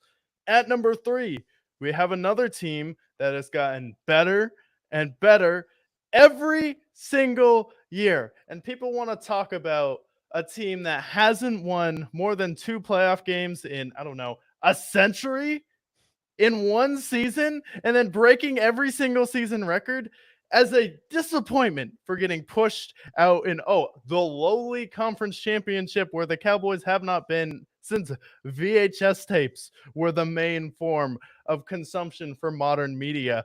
They want to talk about how a young team with someone like Jameer Gibbs, Sam Laporta, Aiden Hutchinson, drafting players like Malcolm Rodrigo, Alex Anzalone. We have David Montgomery here, Amon St. Brown, Jared Goff got his money. We brought back Ben Johnson now, and Dan Campbell can learn from some of those mistakes. People are talking about this team is just going to go away. It's going to be a hangover. They're going to be disappointed. Do you not know who their coach is? Do you not know that this team is founded on grit? Do you not know of biting off kneecaps? Have you not seen Hard Knocks where Dan Campbell walks out there and gives one of the single greatest sports speeches of all time? Well, clearly you won't see the Detroit Lions coming because people are already writing them off like last season was a failure. And they think, oh, they're going to come back to earth. No, every single year under Dan Campbell, they've gotten better, which is why I think this season they'll be even better because 2 plus 2 is 4. And I'm a believer in basic math. But at number 2, we have another team that seemed desperate. All this team heard in the background was little whispers of being good. And now they heard the whispers of being good last year.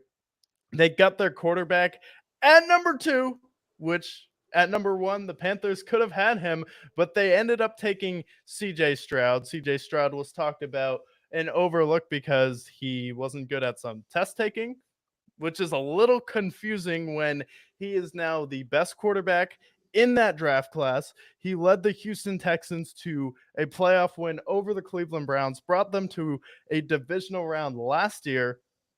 And DeMeco Ryans is now the new head coach there. He has more pieces on defense. The defense was awesome last year. Now we're bringing in Danielle Hunter on that defense. Now we shored up our secondary, signed some linebackers, signed some depth at running back. We brought in Stephon Diggs, and I think this is going to be the second best team in the NFL next year. And at times, they'll look like the best team. We'll ask, are they the challenger to the Chiefs? And to be the challenger to the Chiefs, you have to go out there and beat them. But until you do that, at number 1, the Kansas City Chiefs. And the reason why you're at number 1 and you'll be on the top 5 week in and week out this week is no Kadarius Toney on the team anymore. You finally cut him. He is gone. Last year, I'm like, can I really put a team with Kadarius Toney in the rotation in the top 5? Well, they cut him out of the rotation, made it back in the top 5 just in time to go on another Super Bowl run. They were kind of playing with everyone last year. They're not in any top 5s. We have Kadarius Toney in the rotation, but now he's gone officially forever. So now the Kansas City Chiefs can stay on my top 5. And at number 1, Super Bowl champion Kansas City Chiefs. We love it. Beautiful list. Everything down to the last detail. We love it. And now Kadarius Toney, who knows if he ever plays in the NFL again? Who knows if he plays professional football in general? I don't even think the XFL wants him at this point. So down goes Bozo, Kadarius Toney. And now it's time that we preview what we've all been waiting for, which is the 16 slated games for not just the week 1 of the season, but not just the rest of our Sundays moving forward. Week 1, starting on Thursday night against the AFC rematch, going into the weeds of the NFL. I have the spreads up here with DraftKings. And we start the season out with the Ravens going to Arrowhead on Thursday Night Football, going through it all. Right now, Vegas doesn't know what to think of it. It is basically a split. We have the Chiefs at -3. Home team always gets 3 points. So basically a pick 'em. Going into this game, thoughts on the game? Yeah, thoughts on this game are, I think with it being a pick 'em and Hollywood Brown not being there for the Chiefs easing into the season, I definitely think the Ravens are probably going to win this game. I think they cover. I don't think it's going to be a blowout, but the way the Chiefs lost to the Lions last year was a 20-17 game. You had some drops. The Chiefs look a little bit rusty. You have that Super Bowl fatigue a little bit, and you don't really start to get it going until week 7 or 8, maybe 9 sometimes with the Kansas City Chiefs. So I think the Ravens have more to prove in this game. Come out, give yourselves a little pat on the back. We beat the defending champs when it didn't matter in week 1, and I think that's what's going to happen. can definitely see the Chiefs losing this game because I really don't think they have that much to play for. Where I think the Ravens, new look team. We have Derrick Henry, which people keep forgetting. Yes, he's in the backfield with Lamar Jackson this year, which is frightening for opposing teams to game plan for. But I think the Baltimore Ravens come out on top in this game with some Super Bowl fatigue from the Chiefs. I agree. I think historically, when it comes to these rematches, it seems as if the loser of the previous game always tends to win. Maybe not the best logic, but I mean, we saw the rematch with the Bills and the Chiefs a few years back, the Bills prevailing in the rematch. We saw the Eagles win in the rematch as well. Typically, with these games, the following year, the loser of the following game will win this game. And I think the Ravens are fit to do so. Plus, it doesn't also help that the money is majority on the Chiefs. The Chiefs are a 60-40. Vegas likes to make money.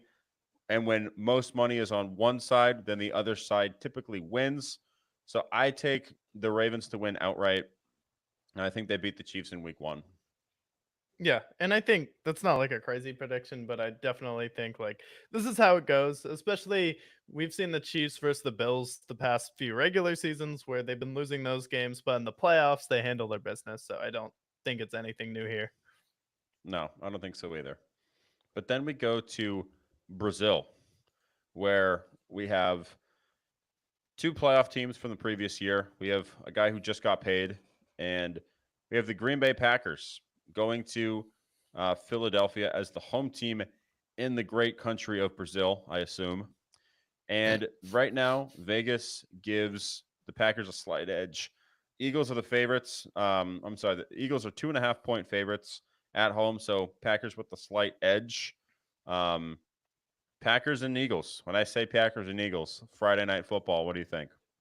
Yeah, I think that's this Friday. That's crazy. I think the Packers definitely cover, and I think they win that game. Especially, you have to look at last season, and typically the momentum will carry through. But the Packers, still a young team, figuring it out. Their head coach has much more of an identity at this point in his career, much more of a command and trust in that locker room. Then Nick Sirianni, the Eagles have two new coordinators on their team, and Kellen Moore. And on the defensive side, I believe it's Wink Martindale who's there now, coaching them. So you have two new defensive coaches for them, and now you're going up against the Green Bay Packers, who came alive last season. They didn't lose 6 straight games heading into the playoffs and have to overhaul their entire coaching staff and bring in new players. And also, first game without Jason Kelsey, I think you could see some miscues on the O line for the Eagles for sure. Yeah, I agree. I think the Packers, they're riding high. They've played excellent these last 2 games. And I think that, again, it's one of those things where the Eagles' momentum this past season, I don't know if they've fixed their issues internally from there. Losing a key player like Travis Kelsey, but then also the fact that Jalen Hurts can't meet with Nick Sirianni one-on-one. I think that that's a recipe for disaster. And also, this is Brazil. You're playing in a game in a hostile environment where nobody's ever played in Brazil in the NFL, and it's going to be a weird environment. I feel like the Packers have more of a moxie, they have more of an identity, and there's a lot less moving pieces there, a lot less people to acclimate for. So give me the Packers to win that game outright. Yeah, for sure. And Brazil fans are definitely crazy. You know what they do to soccer refs if their team loses, right? On a bad call, they'll behead you Y- in the stadium. Yeah, It's insane. I don't think it'll be that crazy because they don't care about football that much, but like European and like South American fans go way crazier for soccer or world football than I feel like Americans do for regular football. Like we're not that hardcore. yeah, we're not that hardcore at all. Next game will be interesting here. Sunday, we get the 1 o'clock slates, and we start off the Patriots with Jacoby Brissett, newly looked team, new receivers and everything else, offensive line. They go to Cincinnati to take on the Bengals at Paycor Stadium. Right now, the Bengals are favorited at 7.5, and we got 70% of the money line on the Bengals to cover there. Thoughts on Bengals Hmm. and Patriots? I think it's an interesting game. I think the Bengals will win and should win. However, I do think the Patriots cover here. Patriots usually hang around with the Cincinnati Bengals, and especially I'm never trusting the Cincinnati Bengals in September ever again, especially with the 7-point spread. Has Vegas watched this team play the past 3 years? Like, they're losing not to good teams in September. They're losing to some horrific teams sometimes. So I think the Patriots definitely have a good chance to cover, but I do think the Bengals inevitably win this game. But I think 7 points is too much. I think the 7.5 is a catch. Like, I think the Bengals can win by a touchdown, and the Patriots would still cover. So ultimately, I think that's what will happen. And again, the Bengals, the last pretty much in the Joe Burrow era, they always start off slow in September. Right now, they have 77% of the money on the Bengals. So this is the game where idiots are going to lose so much money because ultimately Vegas always wins. And I think this is a perfect game where people are like, this is a lock. Patriots suck. And then they go out and they play competitively, which I think the Patriots might do throughout the season. So give me the Patriots. I love the 7.5 spread. I do think the Bengals inevitably win, but it'll be a lot closer. So far, we agree on our picks so far. I take the Patriots, that 7.5. I think that's a nice, juicy spread. Next game, Hammer it. we have Cardinals and Bills. Last time we saw Cardinals and Bills was the infamous Kyler Murray Hail Mary to DeAndre Hopkins to win the game. What has changed since that game? Well, almost everything, actually. Um, DeAndre Hopkins is now Maserati Marv, and the Bills gutted their entire defense, and they got rid of two of their best receivers. Now, going into this, we have the Bills at -6.5 at home against the Arizona Cardinals. Yeah, I think 6.5 at home, especially for week one. I think that's just too much for the Bills, who have pretty much an entirely new wide receiver room. And no, I don't want to hear about Shakir ever again when you mention, oh, they still have receivers there. That doesn't count. But I think with the Cardinals, you have someone like Maserati Marv. You still have James Conner there. You have Rich Gannon pulling in some momentum from last year. I think the Bills inevitably win this game, but I think the Cardinals cover. I think 6 points is a little bit too big of a spread for a team that really gutted their secondary, and I just don't think they have enough help on the back end to stop what Kyler Murray is going to have in store with Maserati Marv. With his rookie debut, I mean, I could see this guy going for 3 touchdowns. Absolutely. I think the Cardinals have a chance to win this game, actually. This is a perfect game for the Bills to lose. We saw what happened last Monday Night Football with Zach Wilson bringing them to that win and Josh Allen having a tough game. I think that the Cardinals can win this game. I think the offense for the Cardinals is a lot better than people think. And I think the Bills' defense, if you're talking about a situation with a whole new defensive roster, essentially, very few players that are coming back except for really Von Miller because Matt Milano's out. Like, they have a whole new defense that really just has practice to get continuity in. I think the Cardinals have a great game. I think I'm actually going to take the Cardinals to win this game against the Bills because I think that there's a lot less moving parts. You're basically replacing Greg Dortch with Marvin Harrison Jr., who's like the best prospect since Jamar Chase. Like, I think the Cardinals have a very good chance to win this game. I think they at least cover there. So give me the Cardinals there. Yeah, underrated tight ends too. I feel like they have a good tight end room in Arizona, where they still have Zach Ertz, I believe, and Trey McBride. Yeah, they got Trey McBride and Zach Ertz, and they're both exceptional.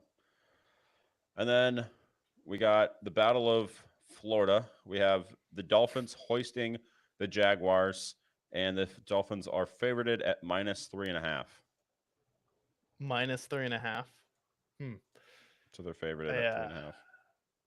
I just don't know with the Jaguars. I'm going to take the Dolphins to cover and win, and I think it's probably going to be an ugly game. I could see the Dolphins winning by about 10.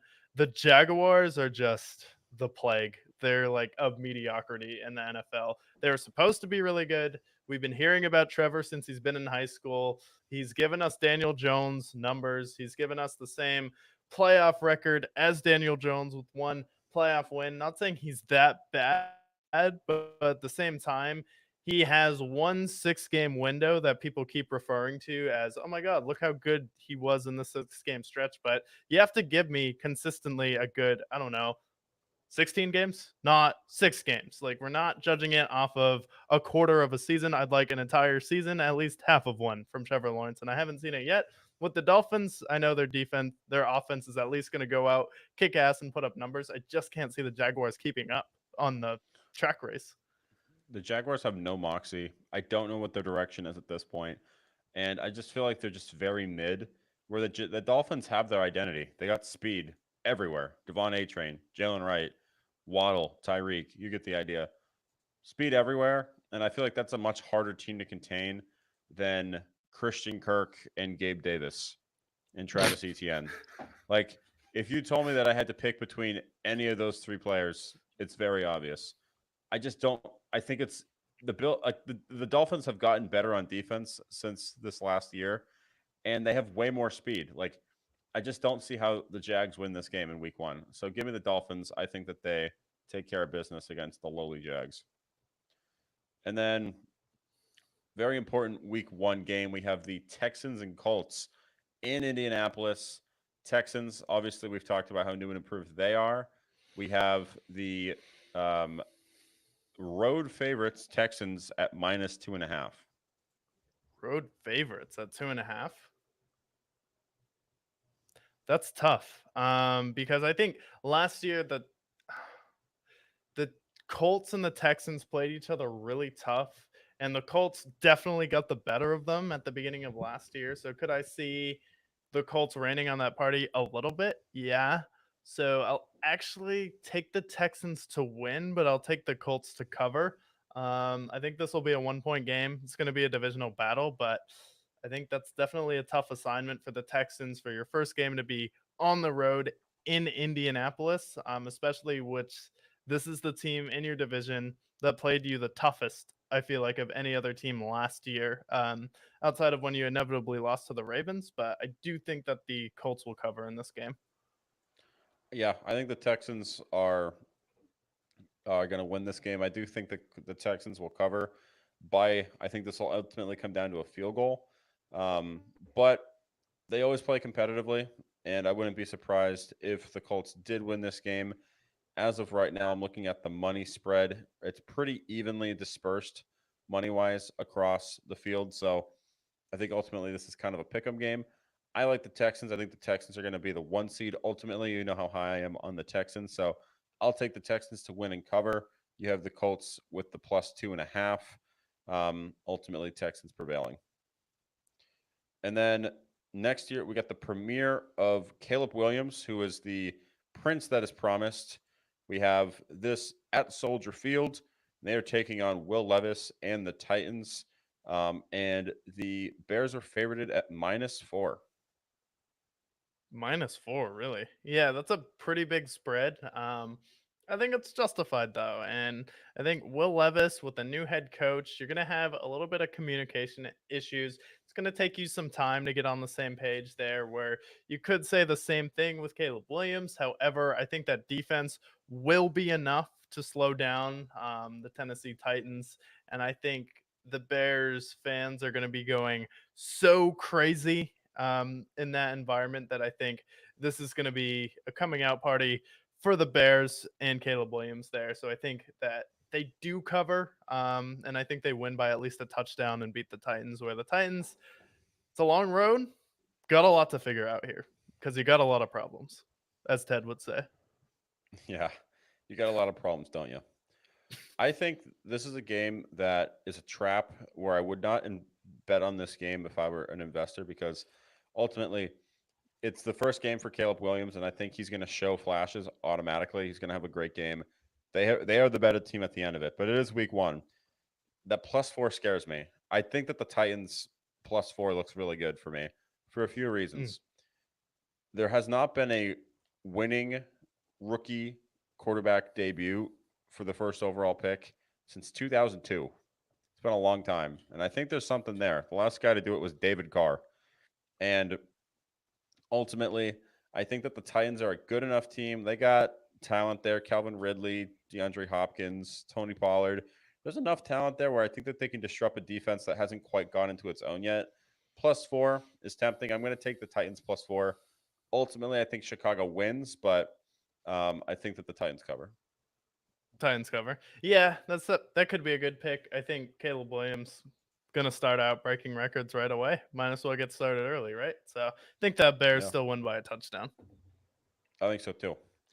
And then this next game, it is the revenge game for Arthur Smith. This is a game I'm not looking forward to necessarily. We get the premiere of Kirk Cousins at Mercedes-Benz Stadium with the Falcons, and they take on the Steelers. And the Falcons are favorited at -3.5 at home. Steelers and Um, Falcons.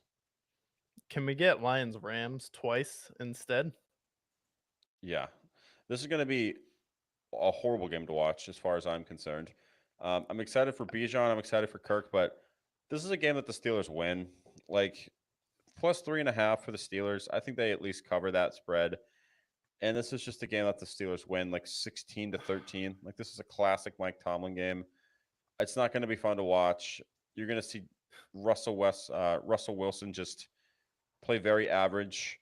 Najee Harris play very average. George Pickens play above average, but still not to the level he's capable of. Like just a frustrating game, eyesore of a game, but the Steelers ultimately win that game.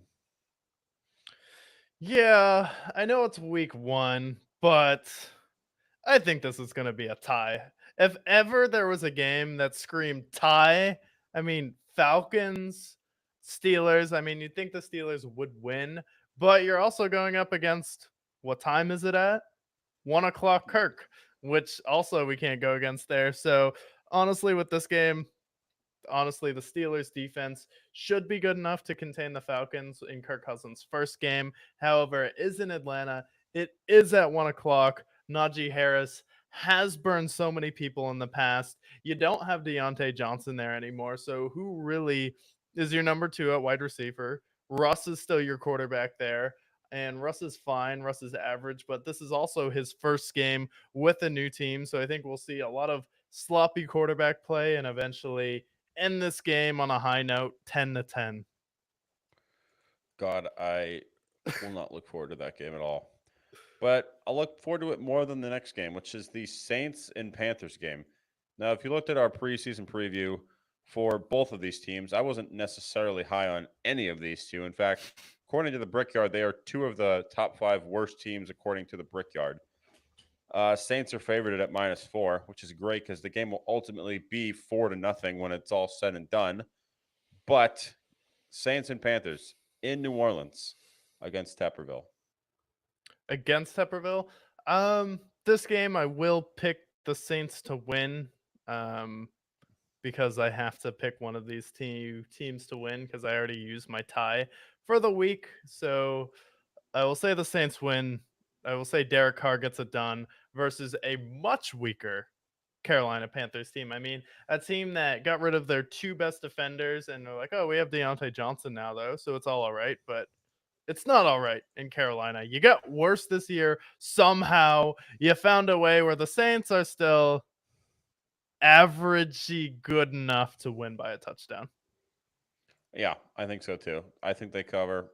Saints win. Panthers stink. Boo hoo. Wee wee. Wah wah. Get your milky. Carolina.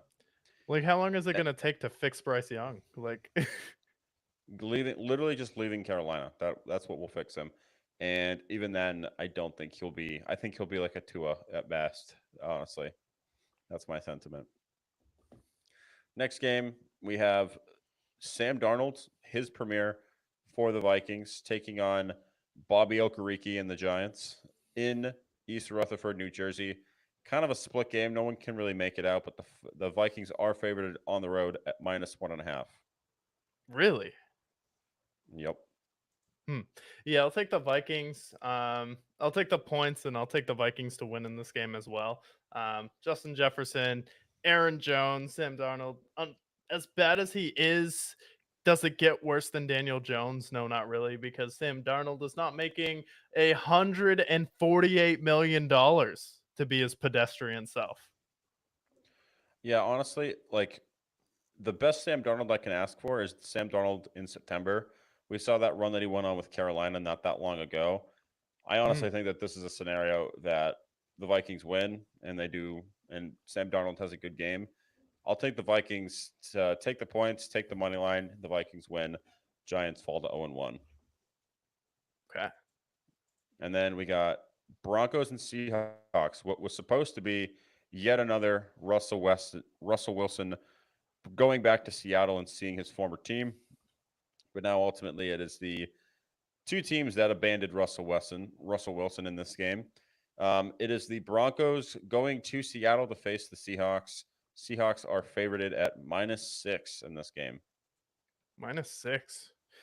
Yeah, I think the Seahawks win this game. However, I will give Denver the points. It is week 1. Crazy things do happen, and your rookies are typically going to play their best early on in September, which is this will probably be the week where Bo Nix looks the best. The defense is still going to be coming alive a little bit for the Seattle Seahawks. So I do think this is going to be a close game, but I do think the Seahawks win, but I'll take the Broncos to cover. I agree. And right now, the money has 77% on the Seahawks. And that to me sounds like a trap. So Vegas always wins. And if 77% of the public is betting on the Seahawks, then I will be the 23% that bets on the Broncos. As you mentioned, this will be the premiere of our favorite friend, Bo Nix. And if he's as good as he was in the preseason, then he will be anointed the MVP by the end of the first half. Give me the Broncos to cover, and I'll take the points at +6. All right. Then we go on to our next game. What's that? Golf game on point for Bo Nix. Golf game on point. That's awesome. He'll be doing a lot of golfing in the offseason. And then we go to the battle of second place in the AFC West. That's right. We have the Las Vegas Raiders going to LA to take on Jim Harbaugh and the Chargers. And it's a push game. The Chargers are favored at -3. It is at home, so therefore it is a toss-up. Who will win, Raiders or Chargers? Yeah, I'll go with the Raiders in this game. It's weird that they gave the Chargers 3 points for being at home, even though they don't have a home field advantage. And I think this will be more of a home game for the Raiders. And I think Anthony Pierce's team will be ready to go. We have Gardner Minshew officially inserted as the starter.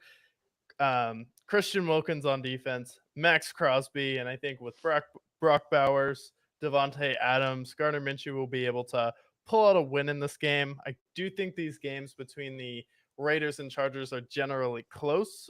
So I will take the Raiders to win, but I think the Chargers can cover at home on the road, wherever they are in their own stadium. Yeah. I think this is a great game for Max Crosby and Christian Wilkins.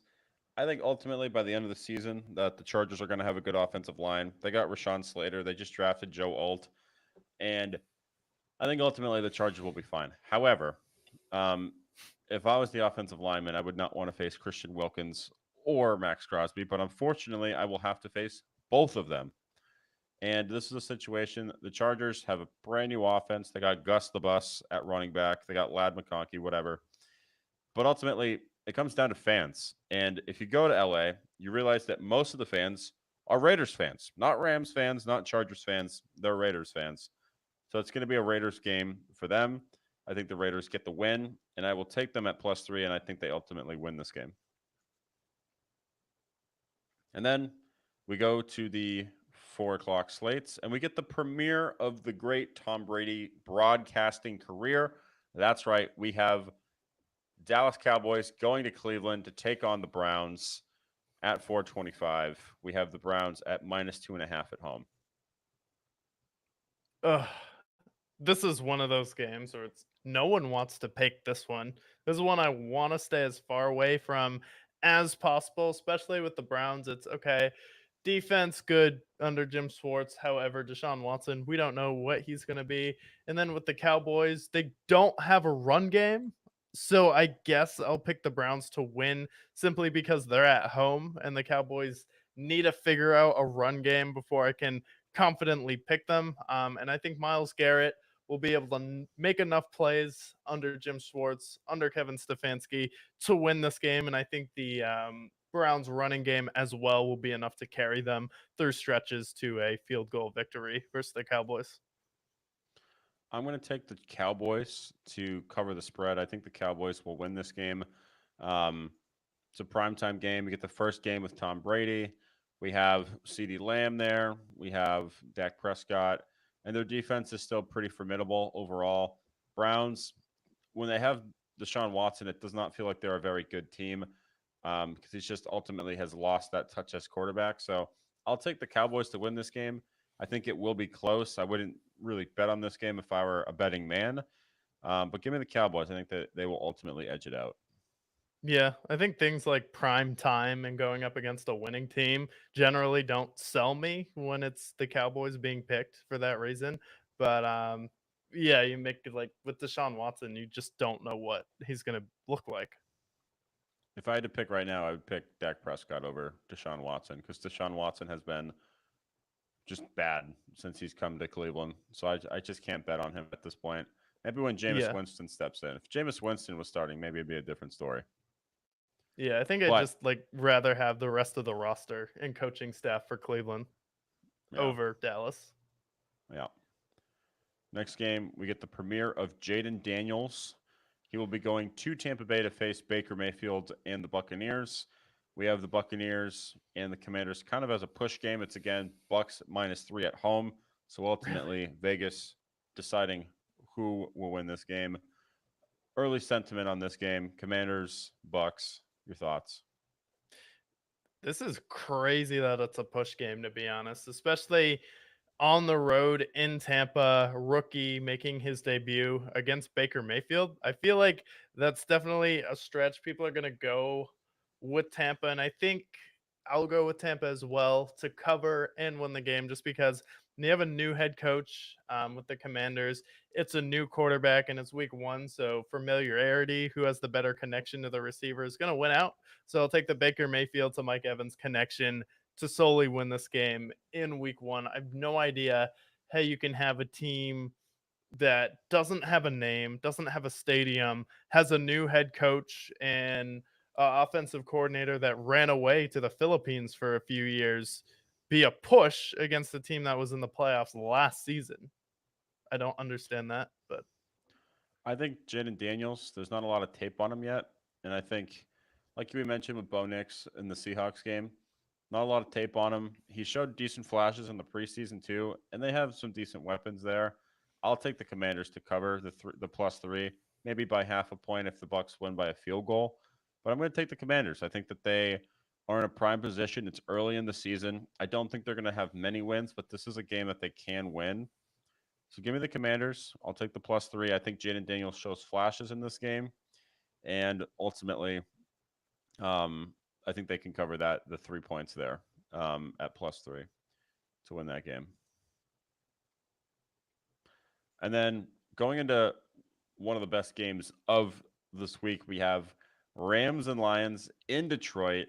We have the Rams at +3.5 in Detroit, like we mentioned there. Rematch of the postseason game. Also, always that lore with Jared Goff and Matt Stafford. Who won the trade? Who did not? Right now, we have the Lions 62% win probability. Thoughts on the game here? yeah, so thoughts on this one? You had mentioned like in the past, like how do those playoff matchups typically come into play, especially rematching in week one? So I think the advantage in this game will go to the Rams. And I think this is a game where the Rams should win in a normal setting. However, in Detroit with Dan Campbell and the Lions and Jared Goff having his new contract, being traded from the LA Rams, and now everyone talking about, well, the Rams technically should have beat the Lions, and the Lions should have never made it past the wild card round against the Rams. I think that gives the Lions extra motivation, especially on Sunday Night Football. And they played well on primetime the past few years, where this is an older Sean McVay team with Matthew Stafford. And I didn't think they'll have as much motivation or feel like they have as much to prove as the Lions do at this point. So I think the Lions push all the chips to the center of the table. They know what it means for Jared Goff, and they inevitably go 2-0 against the Rams. I agree. I think just the setting, it's Sunday Night Football. The Lions have proven that the big moment doesn't matter to them, even with that first week of the season. I just think Detroit's going to be screaming, ready to go. Eminem will certainly be in the stands, the guy who did cancel culture. How could I Yeah. bet against Detroit at this point? Especially with, like you mentioned, like them wanting to win for Jared. I think they're going to be extra motivated. Amon-Ra's healthy. We got Laporta, who is back at full strength. Same with Jahmyr Gibbs. So give me the Lions to win this game. I think they'll cover, and I like the Lions there. And then last game of the week. This is a game that I have very strong feelings about. That is Monday Night Football in Levi Stadium. And we have the Jets. Aaron Rodgers returning from his cursed Achilles injury. What will the Jets be? We don't know. But 49ers are favorited at -4.5 at home. Thoughts on this game? Yeah, Aaron Rodgers, when he was like talking about how he owns the Bears, I own the Bears, haha, I own Soldier Field. That's like a crypto bro who got lucky and got millions of dollars flexing on average guy from high school. But the 49ers are like Jeff Bezos compared to that crypto millionaire who got lucky there, where they own Aaron Rodgers. Aaron Rodgers loses to the 49ers. If he's talking about how he owns the Bears, well, the San Francisco 49ers own you 2, 3, 4 times over. I mean, how many times has he lost to this team in the playoffs? How many times has he come up short to the San Francisco 49ers? And now you're coming back on Monday Night Football after an Achilles injury. And we saw with the Philadelphia Eagles last year where Super Bowl hangover doesn't always kick in right away. And you still have guys that will be healthy early enough. I think this is absolute bludgeoning. And I think this is a type of game where San Francisco wins, like, I don't know, 31 3, 31 to 10. I think this is an absolute massacre. There is no reason the Jets should have a chance in this game. I agree. I mentioned, like everything you mentioned with the record, Aaron Rodgers' father is the San Francisco 49ers, in case you might not know. Similar to like how the Jets were, like how the Patriots and Tom Brady was their father, and so on and so forth. Like certain teams you just don't bet on against a certain team. And in this case, I'm never going to pick Aaron Rodgers to beat the 49ers because Aaron Rodgers never beats the 49ers. And whether it's in the playoffs or in the regular season, I just don't trust it, especially because he's missed a year, especially because he never beats them, and especially because the most important part, the Jets aren't better than the 49ers in any way. Not better on offense, defensively, maybe, but ultimately, this is a game I think the 49ers take care of business. I can see this being similar to how it was with the Saints a few years back with Aaron Rodgers, where had a horrible week one. Let's not also forget that historically, Aaron Rodgers has horrible week ones. That's another thing that we've seen the last 5 years with him. So even if he's still good, I don't think week one is going to be a great showing, especially when he's facing a team that just got off of a Super Bowl. So, obvious pick here, lock here. San Francisco wins, takes care of the Jets. They do cover, and I do think they win by at least a touchdown. Yeah, definitely win by at least a touchdown. But I think San Francisco did win there, but I'm excited to finally have all of these games back. I'll be in Houston for the games on Sunday, so looking forward to checking that city out. If you are around, I will be in that area, so definitely grab a beer with someone if the fans are out. Oh yeah, so you'll be in Houston on Sunday Yeah, and coming back, and then I will be in Austin on Monday Monday. for Monday Night Football if all is well. Yeah, should be a blowout. So looking forward to watching it there. Saw JPEG on Friday night. That was good. That must have been sick. Yeah, it was, but he brought maybe the worst opener I've ever seen in my life. Who was it? Some person named Jane. I don't know who, she, they, what it was on stage, but it was like the typical, like, like the typical like punk breakdown Yeah, instrumental. yeah. It was like that, with like some electronics you could kind of hear the vocals in the back, and then whatever that person was on stage was just screaming in auto tune, yeah, and oh for 35 minutes, not actually singing any lyrics. And then the last two songs there was like screaming in, and they're just fake screaming into the mic. I'm like, you didn't turn your auto tune off, and the scream isn't an auto tune. You're not screaming. In the entire concert, you've just been saying, yeah, oh, yeah, oh. It was like literally everyone there was groaning. Yeah, that sounds terrible. If I'm being honest with And you, that then sounds pretty painful. JPEG comes on stage. It's like Smokey and he's wearing a cowboy hat.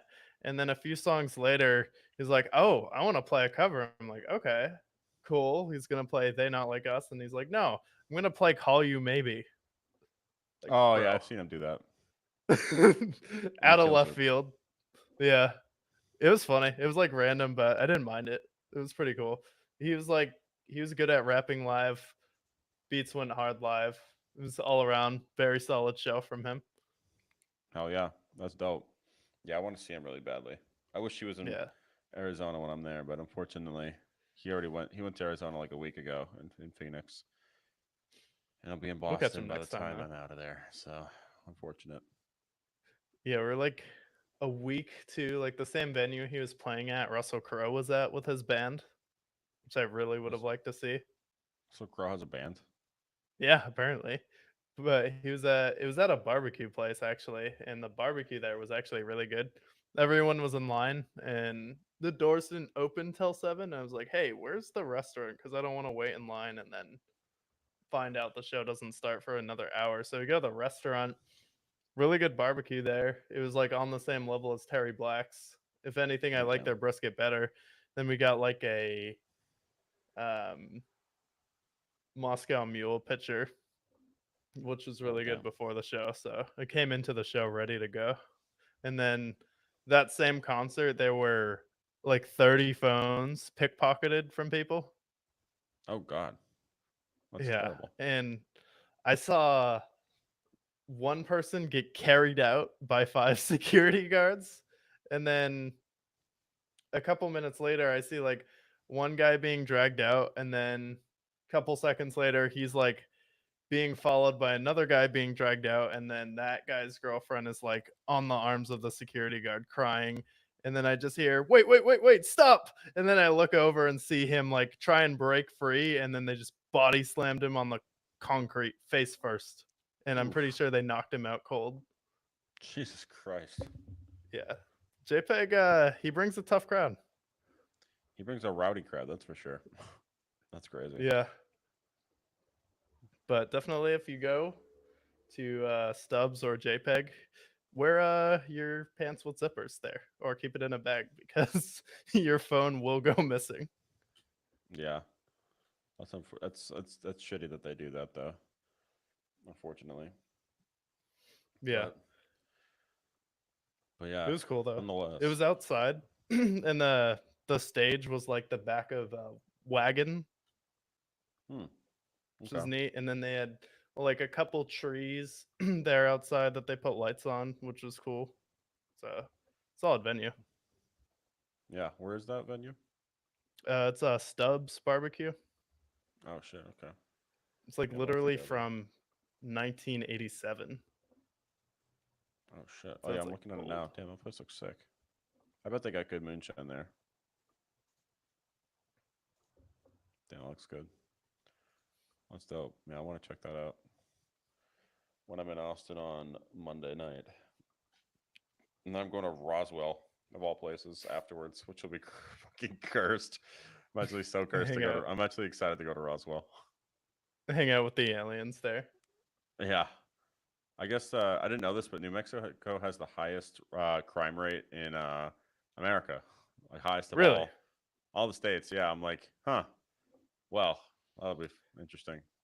I mean, I guess it makes sense because is New Mexico's on, is it on the border?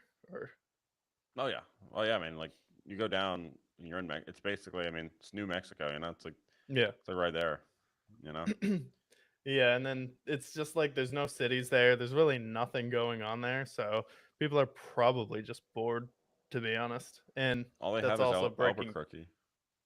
Yeah, Yeah. they got And they're famous Albuquerque. for meth. Like, Yeah. Yeah. I mean, I figured my thought process is I'm going to Roswell, which is just super touristy and like alieny. I'm like, I I I think I should be fine. If not, then I guess we got a good story to tell. Just don't rob yeah. me of all my belongings, I guess.